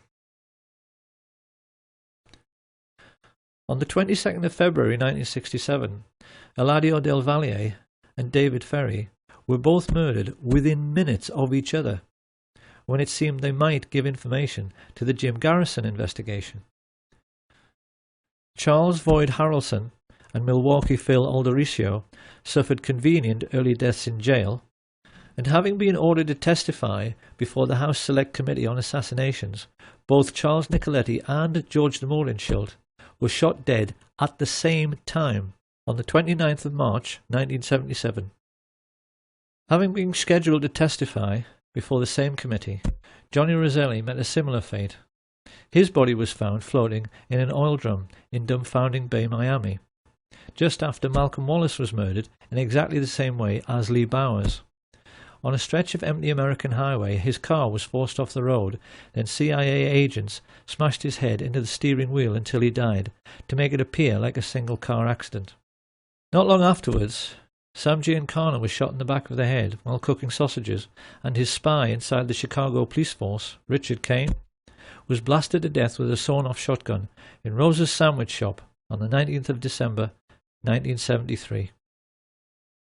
Absolute proof that George H.W. Bush was the most important figure behind these grisly murders and the Kennedy assassination surfaced quite recently in a declassified FBI memo which revealed he was working for the CIA in 1963 and not from 77 onwards, as he'd always claimed. He had been a lifelong friend of George de Mohrenschildt, who had actually begged him for help when he realized the CIA were trying to kill him. It was therefore rather ironic that when the police checked de Mohrenschildt's wallet, they found an address card, which gave them a direct lead straight to the guilty party had they but chosen to follow it up. It said George Poppy Bush, his CIA code name, Zapata Petroleum, Midland, Texas. It became a farewell note from the man who coordinated the crime of the century, a man whose father, Prescott Bush, had created the CIA in the first place, along with his friends some 30 years before, purely in order to take care of their own business interests. They arrogantly believed they were more intelligent than anyone. But in the end, the means the George Bush-led CIA chose to silence all the major underworld figures who might incriminate them proved to be every bit as crude and obvious as Ruby's killing of Oswald on television. The whole point of George Bush and his Central Intelligence Agency was that they were supposed to be intelligent, and yet in the end they couldn't even fool little old ladies. And who is going to inhibit them? The gangsters that are running this country is going to inhibit somebody. All institutions of the American government are essentially a gangster syndicate, and everybody knows this. So perhaps it's time now to ask what we have learned and how best we can use this new understanding about the West's secret history to evaluate what is really going on in our world right now. To begin with, let's answer a couple of questions which have perplexed many people over the years. A great many researchers and historians have wondered why the Kennedy family themselves almost seemed to be aiding and abetting the cover-up by choosing to be so quiet about the assassination itself. After the revelations of Chuck Giancana, there now seems little doubt that this is because they know a full disclosure of Joe Kennedy's dirty political dealings with the mafia would likely leave the Kennedy name in a very tarnished state. Up until now, history has tended to give the Kennedy patriarch a distinguished and squeaky clean image which went along with his appointment as the American ambassador to Britain. Like most things about the ruling class, this image is false, because it's clear that Joe Kennedy was every bit as big a crook as his business associate, Sam Giancana. However, it also seems necessary now to revise the entire history of the Kennedy brothers. The reputation of Edward Kennedy never recovered from the Chappaquiddick incident, in which Mary Jo Kopechne lost her life when she drowned in his overturned car when he allegedly drove off this unlit bridge whilst under the influence. At the time, the public believed this was a married man misbehaving, but it's come to light recently that our old friends Frank Sturgis and E. Howard Hunt were seen in the Martha's Vineyard area just prior to the accident. Once again, it's the same dirty people pulling the same dirty tricks. The media's treatment of this affair destroyed any chance Edward Kennedy might have had of becoming president, and we do now have to wonder if this was yet another example of the CIA controlling public opinion. To the same end, it is also now clear why such venerable institutions as the BBC and other prominent European broadcasters have assisted in the cover-up. They always knew the Kennedy assassination was a can of worms, and that if the whole truth in the story were pursued vigorously, it would lead right back to the gates of Auschwitz and the obscene profits which Europe's royalty and heads of state made from their investments in slave labour. This is a brutal truth which the West must now confront, and an equally brutal problem the United States must now face is the question of what has happened to the US military in the intervening years since it murdered its own commander-in-chief. The answer is that America's armed forces are now completely controlled by the American mafia. The mob don't even need hitmen anymore. They use United States Marines as assassins. They are, as Sam Giancana said, one organization who keep a low profile while they control the world as a business. And in an effort to prove this is so, in 1998, Pastor Rick Strawcutter videotaped a quite remarkable interview with Kay Pollard Griggs, formerly the wife of Colonel George Griggs, who for many years was the head of NATO. He was also an alcoholic of that well-known kind who are shy and unable to communicate when they are sober, but who then cannot stop talking once they have a drink. During the course of a stormy marriage, punctuated by periods of domestic violence, which cost Kay Griggs many black eyes and broken bones, she learned that her husband had been turned into a brutal psychopath as a consequence of his military training, which included induction into what is known as the Pink Triangle, the Cherry Marines. Over the years, far too much has been written about Lee Harvey Oswald. But what is remarkable is that few historians were ever aware that, like most Marines who worked in intelligence, he was homosexually recruited and was part of the same-sex club which included Jack Ruby, George Senator and David Ferry. Kay Griggs explains that these selection procedures came into the US military when the cream of the death's head sporting Nazi top brass joined the American ranks at the war's end. Ever since then, the Greek and Spartan traditions which Hitler so admired, and which were integral to the German army, have found their way into American military culture and are now manifest in the way that the old skull and bones procedure for identifying and, most importantly, controlling rising stars is now used to select the top brass of the future. In a nutshell, boy soldiers who want to rise in the ranks can only do so by doing favors for the older men. So George Bush, I mean, all these people rise up to the ranks on the same club. Right. No wonder, you know, I saw a little TV clip one time where a reporter was asking George Bush and others about the Order of the Skull and Bones. You were both in Skull and Bones, the secret society. It's so secret we can't talk about it. What does that mean for America? I mean, if this really got out, that these guys are all inducted because they've got some kind of homosexual thing on them. Indoctrination. I mean, or induction. They have to do that. Yeah. They do that. Yeah. Even in a coffin. And it's even now coming into the military totally. The chiefs do that.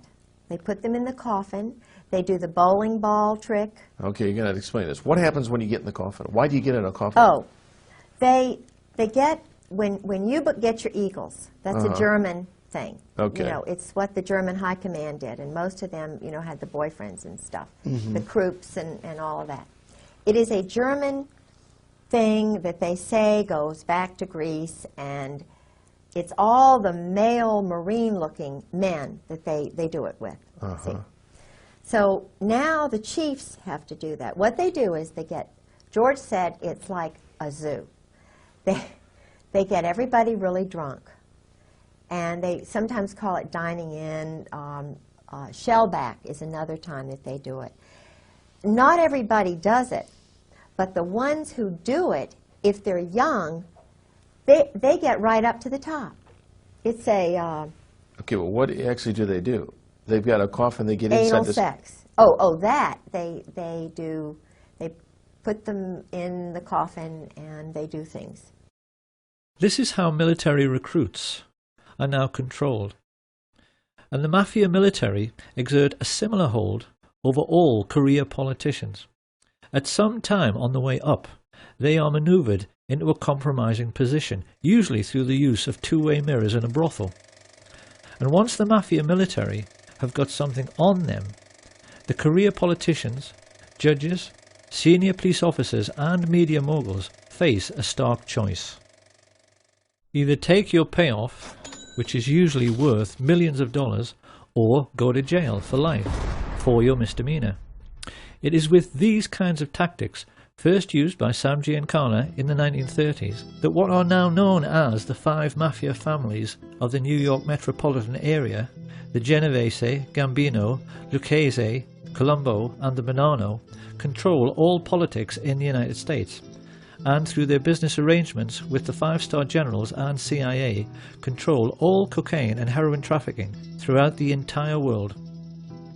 After the dust had settled on the Kennedy assassination, Sam Giancana explained to his younger brother that the mob and the CIA had taken care of JFK together because they were essentially two sides of the same coin. In the last 50 years, that relationship between these two secret societies has become even closer, to the point where they are now indistinguishable. The people who live in the third world are so well aware of what is really going on They have come to call the CIA the cocaine importing agency. The World Wide Web now abounds with proof to back this up.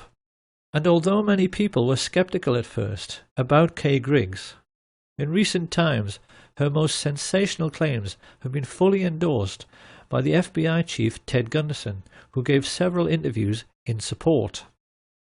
This cult was involved in distributing drugs up and down the East Coast, drugs that were being flown in from Southeast Asia in military and planes.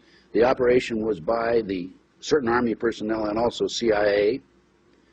She told me that there were generals involved in the drug operation, there were police officers, and at least 2 attorneys in the Fayetteville, North Carolina area. The path that this led me down is mind-boggling. Over the last 23, 24 years, I have developed so much information about the situation as it exists in our great country and gone public with it as much as possible, and yet I am being ignored. What is basically happening is that the United States military use Air Force bases in Europe to connect with the Third World, particularly Pakistan and Afghanistan, where the poppy fields are cultivated. This is the real reason for the conflict in Afghanistan. It's to protect the record harvests of heroin which almost ended when the Taliban took power. But they don't tell the soldiers this, and it's a truth you'll never hear on NBC or BBC. Having brought the refined cocaine and heroin into Europe and the United States, it is then passed on to the mafia for sale at street level, sometimes by police officers in uniform. It's an arrangement which nets the generals and the mafia chiefs billions, and the fact that someone of Ted Gunderson's credibility was completely ignored when he went public with this information underlines the fact that our entire mainstream media, as well as the entire justice system, has been bought off. So the question must now be asked: if this shadow government of the world's only superstate can get away with the murder of a president and through their wealth be in total control of the United States military, media, and the justice system, what else might they be getting away with? Could it possibly be that the serious researchers have been right all along? And remembering what happened to Flight 553, that 9/11 truly was one huge confidence trick?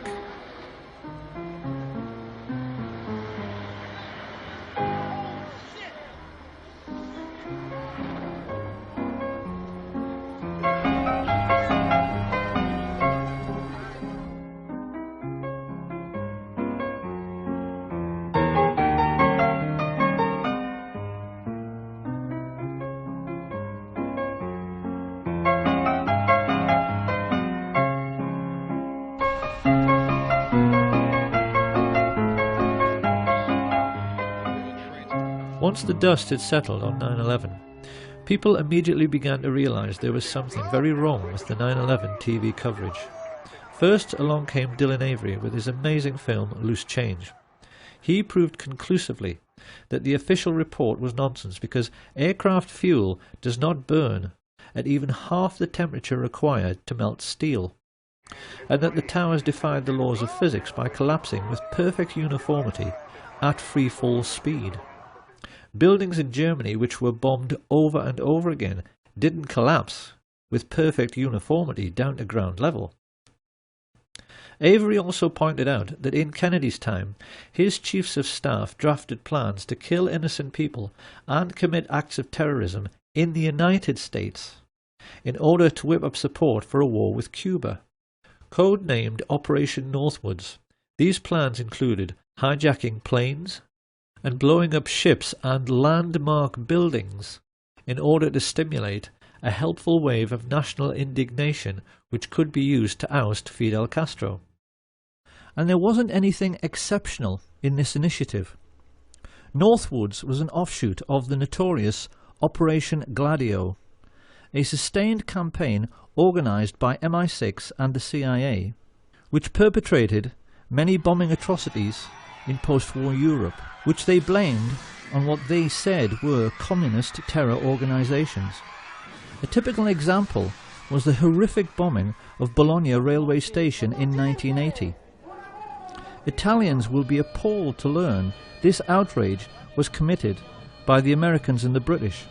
But this particular atrocity, which like all others during this period was intended to keep people living in fear of a bogus enemy, so they would accept increasing state control by so-called strong leaders, illustrates only too well the fact that some 40 years prior to 9/11, the cabal of secret Nazis who killed Kennedy were making serious preparations for terrorist attacks upon their European allies and even upon their own country. In the 9/11 news footage, it is abundantly clear that the interviewees are actually paid actors, speaking lines which have been written for them. I feel like I was in a movie. This is exactly the same situation as in The Men Who Killed Kennedy. And because these are people who are being expected to perform, they tend to overdo it. I could be the only one that... saw the man. They killed the president. And to be honest with you, if I'd have known this,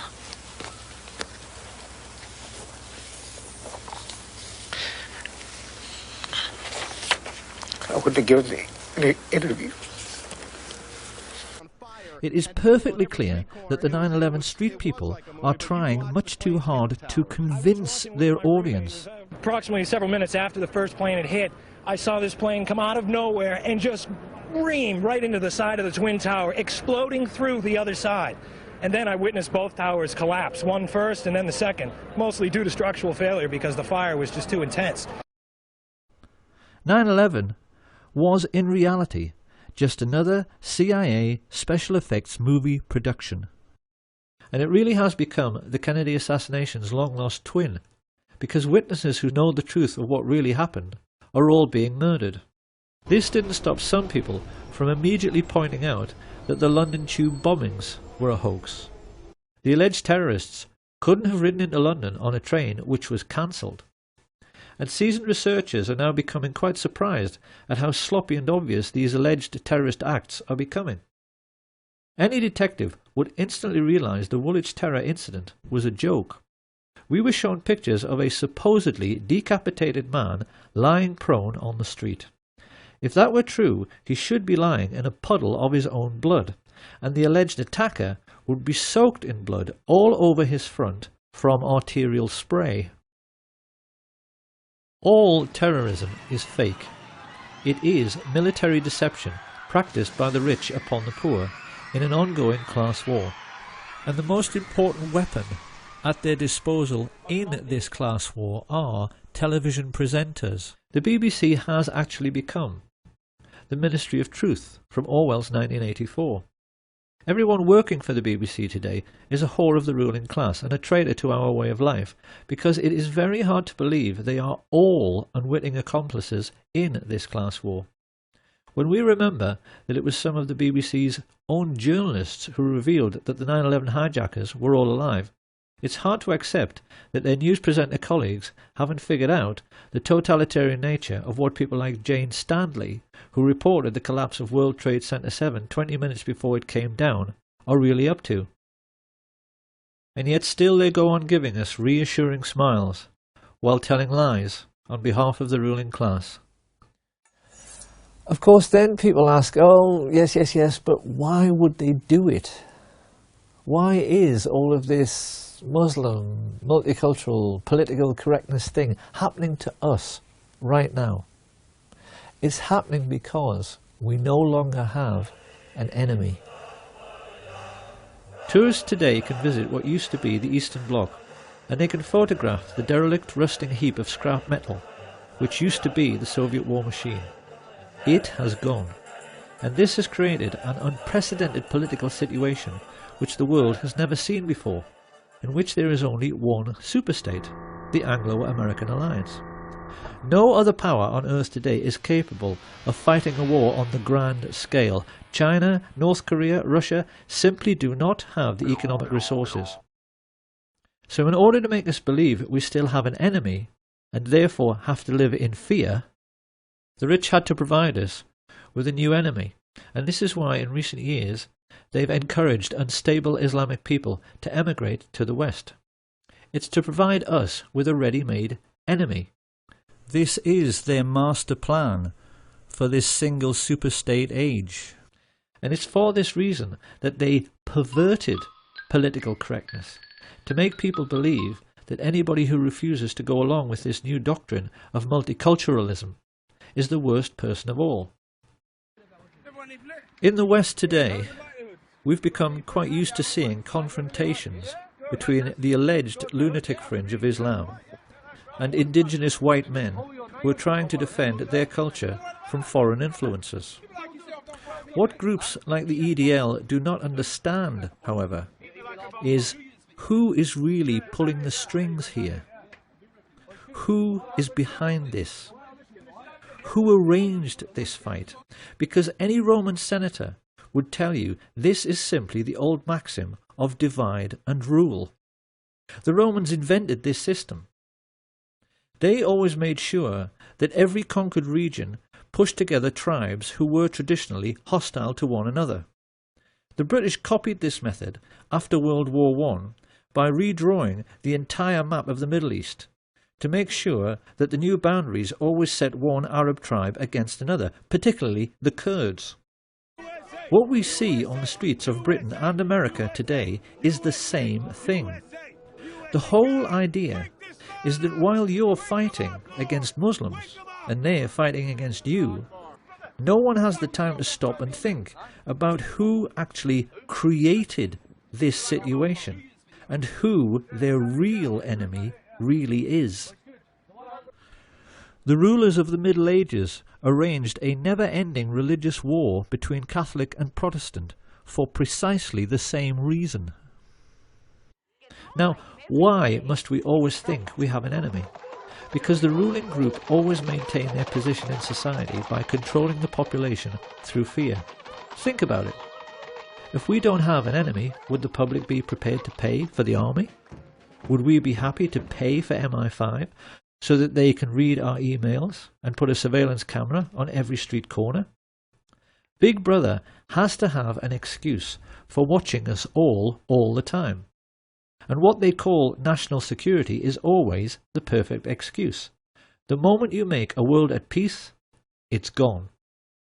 The keystone in the arch of ruling class power is gone if we don't have an enemy. So the rich are always going to provide us with an enemy forever. And the lesson we need to learn from all of this is that everything in our lives is and always has been a rich man's trick. When people think of ancient Rome, they always tend to think about the gladiators in the Roman arena.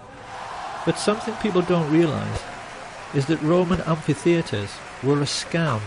They were perhaps the very first big confidence trick in human history, played by more cunning rich men upon a naive public. What Caesar did was to say to the Roman Vulgate, I will give you gladiatorial games, but only if I can have your votes. And he only offered this bargain because he knew the Vulgate loved the games more than they loved anything. This is how the Roman maxim, panem et circenses, bread and circuses, became established. Because Caesar was the first politician to understand that if you give people what they want, they will tolerate being ruled. By this means, Julius Caesar made himself into the first dictator whose fortune was protected by a professional army. And everything that every ruler has given us since Caesar has simply been another rich man's trick. Religion is a rich man's trick. It was invented because wealthy rulers realized the population was getting too big for soldiers to watch over constantly, so they replaced the idea of having many gods with one single god, a simple idea simple men could understand, who could see what everyone was doing all the time. The idea of one god became the surveillance video of the ancient world. In the Middle Ages, the same sort of people grew rich by charging people for the forgiving of sins. And when a new age dawned with the coming of Industrial Revolution, they invented new tricks to control the population explosion, like censorship. Every grown-up knows that there is one law for the rich and one law for the rest, because the justice system is a rich man's trick. Mafia godfathers like Sam Giancana walked free from American criminal courts over and over again by taking the Fifth Amendment, because it is a criminal's law. And it's the same with everything else. The media is a rich man's trick. The tax system, because the rich never pay any tax, is a rich man's trick. Political correctness is a rich man's trick. The murder plot to kill Lady Diana Spencer was a rich man's trick. And the War on Terror, 9/11, the London Tube bombings, the Woolwich terror attack, the Kennedy assassination, all of it is simply another rich man's trick controlling how we think. Now, once again, it is very easy at this point to imagine the reaction of conservative politicians, who will of course try to laugh this off and scoff. Everything is a rich man's trick? Are we seriously suggesting that the Cold War was a rich man's trick? Now, in your research and analysis, and your efforts to bring out the facts about what was going on in our society, did you encounter any effort to discourage you, to prevent you from bringing out the background of America's involvement in the financing of international communism? Yes, very definitely.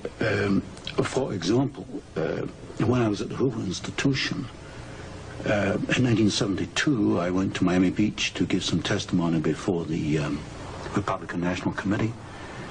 And although a congressman had hand-delivered to the wire services this testimony, which was later printed, the wire services refused to transmit it to the newspapers. Then when I got back to the Hoover Institution in California, I was called into the office of the director, and I was told in no uncertain terms not to make any more speeches like that, and that this information should not be made public. This was the information that we were giving the Soviet Union the technology to develop its war potential? Oh yes, at that time we were in Vietnam, and as you know, the Soviets were supplying the North Vietnamese. This was 1972. 1972, yes. And for example, I knew that the Gorky plant, which was built by the Ford Motor Company, but the Gorky plant in Russia produces the Gaz series of vehicles. The Gaz vehicles had been seen on the Ho Chi Minh Trail.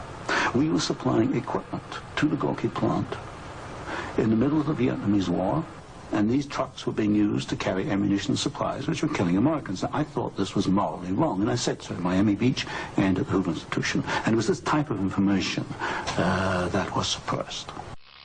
The rich would much rather we didn't think at all, and certainly not about the wise words of the columnist Claire Rayner, who once famously said that the only reason we now have to live under kings and queens and presidents is that in past ages their ancestors were the best thieves.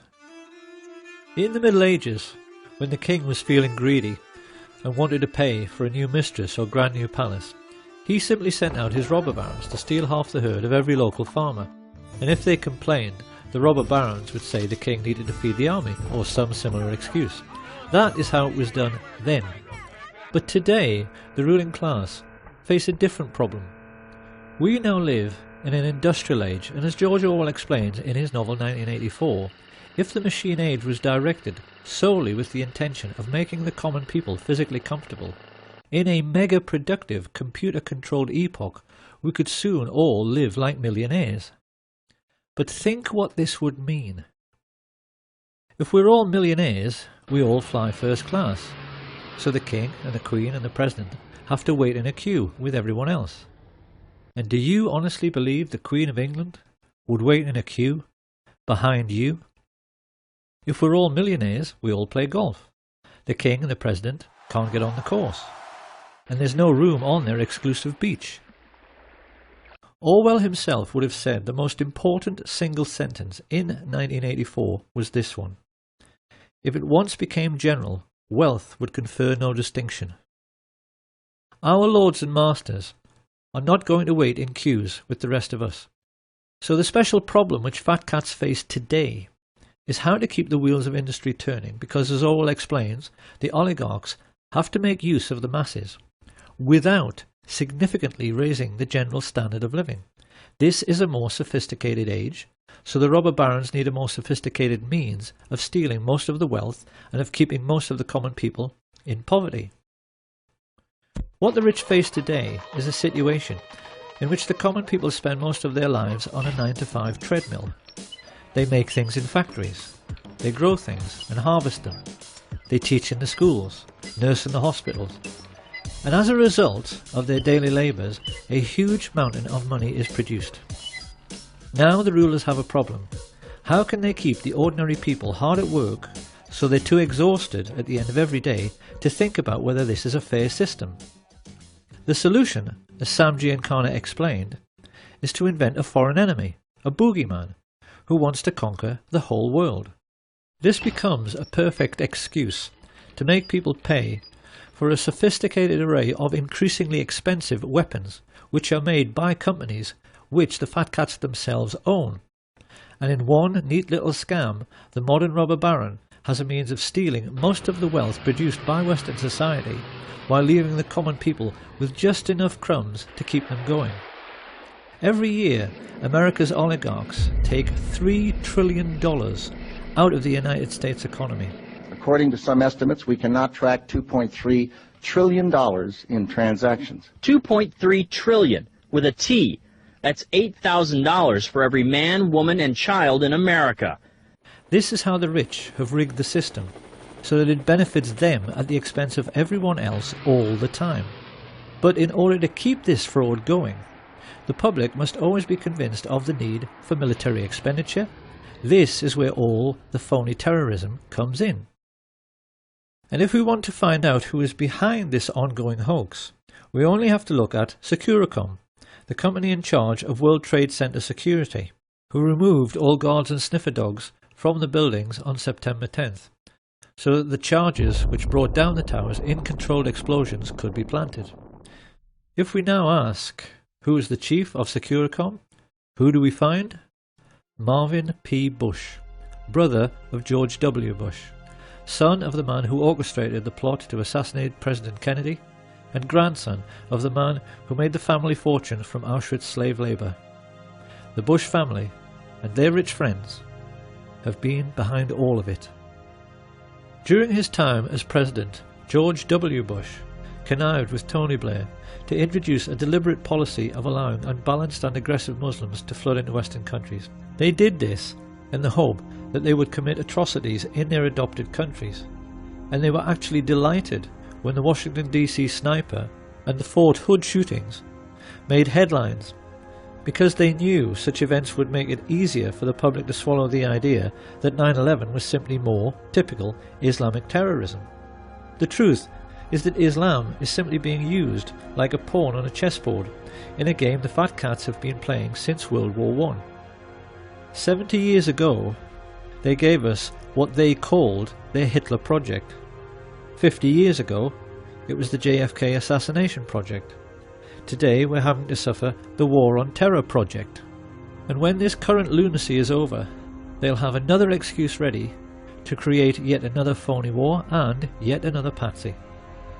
If George Orwell was still alive today, and he was asked to comment upon all the significant political events of the last decade, it's quite likely he would simply restate the Orwellian definition of totalitarianism, to wit, a society living by and for continuous warfare, in which the ruling caste have ceased to have any real function but succeed in clinging to power through force and fraud, and then ask whether this sounds like the world we live in. Because it ought to be obvious by now that our seemingly endless economic recessions are being deliberately orchestrated. In today's world, the commodities markets are arranged in such a way that the price of virtually everything, particularly food, hardly ever changes. So how then can it be that the price of oil increased tenfold in the last decade? Economists are now tacitly agreeing that this was due to financialization, which is just a fancy way of saying rich creeps like the Bush family and their merchant banking friends used their trillionaire fortunes to rig the market. Why did they do this? Because great entrepreneurs like Stelios, with their budget air travel, had managed to break the cartel of the major airlines. Ordinary working families had begun living a jet-set lifestyle. The ruling elite of the entire world was simply terrified. because a jet-set lifestyle is supposed to be the exclusive preserve of the rich. What would happen to their social status if the whole world were part of the jet-set? So the rich arranged for the credit crunch, and now working families who used to fly 10 times a year can't even afford to use their car. What George Orwell understood better than anyone is that every age is basically the same. It is always a story in which a small elite group of greedy people cling to unjust power and privileges by practicing an ongoing deception upon their followers. Caesar did it with bread and circuses in the Roman arena. George Bush did it with false flag terrorism on 9/11.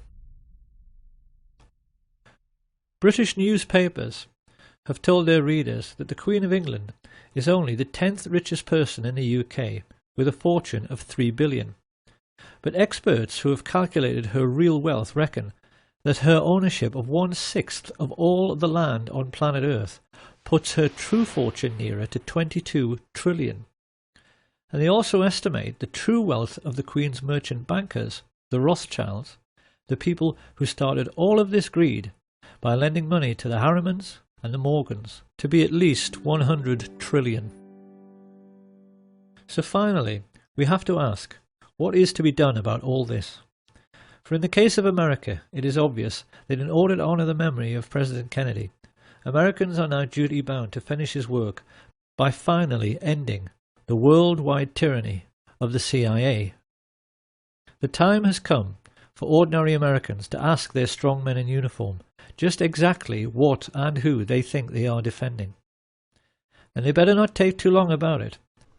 Having established Islam in the West in order to provide us with an enemy, the elite have recently started on the second phase of their master plan, which is to wipe out anyone who is sick or disabled. In Britain, this has been manifest in the Atos scandal, which has stopped all welfare payments to people with terminal illnesses and allowed invalids who in some cases have no limbs to starve to death. The extermination of anyone considered feeble-minded or infirm was exactly how the Nazi regime began, and now they've started doing it again. What most amazes me in all of this is the naivety of the good people in the truth movement, who go on and on and on saying they want an independent inquiry. The Bush family and their rich friends are not going to investigate themselves. And there isn't any authority on earth above that of the ruling class, so it's never going to happen. These people have got the police and the judges and the justice system completely under their control. The Queen of England cannot be prosecuted for anything, not even genocide, in a Crown Court, because the Crown Courts are hers. She owns British justice. The only way to change our corrupt system is through revolution. Everyone has to sign up to the Revolution Now website, and then the people have to march on Washington, just as they did for CIA agent Barack Obama's inauguration. Only this time they need to kick him and every other crooked politician out and take power genuinely for the people's sake. And once again, they better not take too long about it, because the last time the rich decided to play a really big trick on the world, 6 million lives were extinguished. Supposing they decide to give us the world's first incidence of phony nuclear terrorism by dropping an atomic bomb on Cleveland or Birmingham or on Chicago, what then?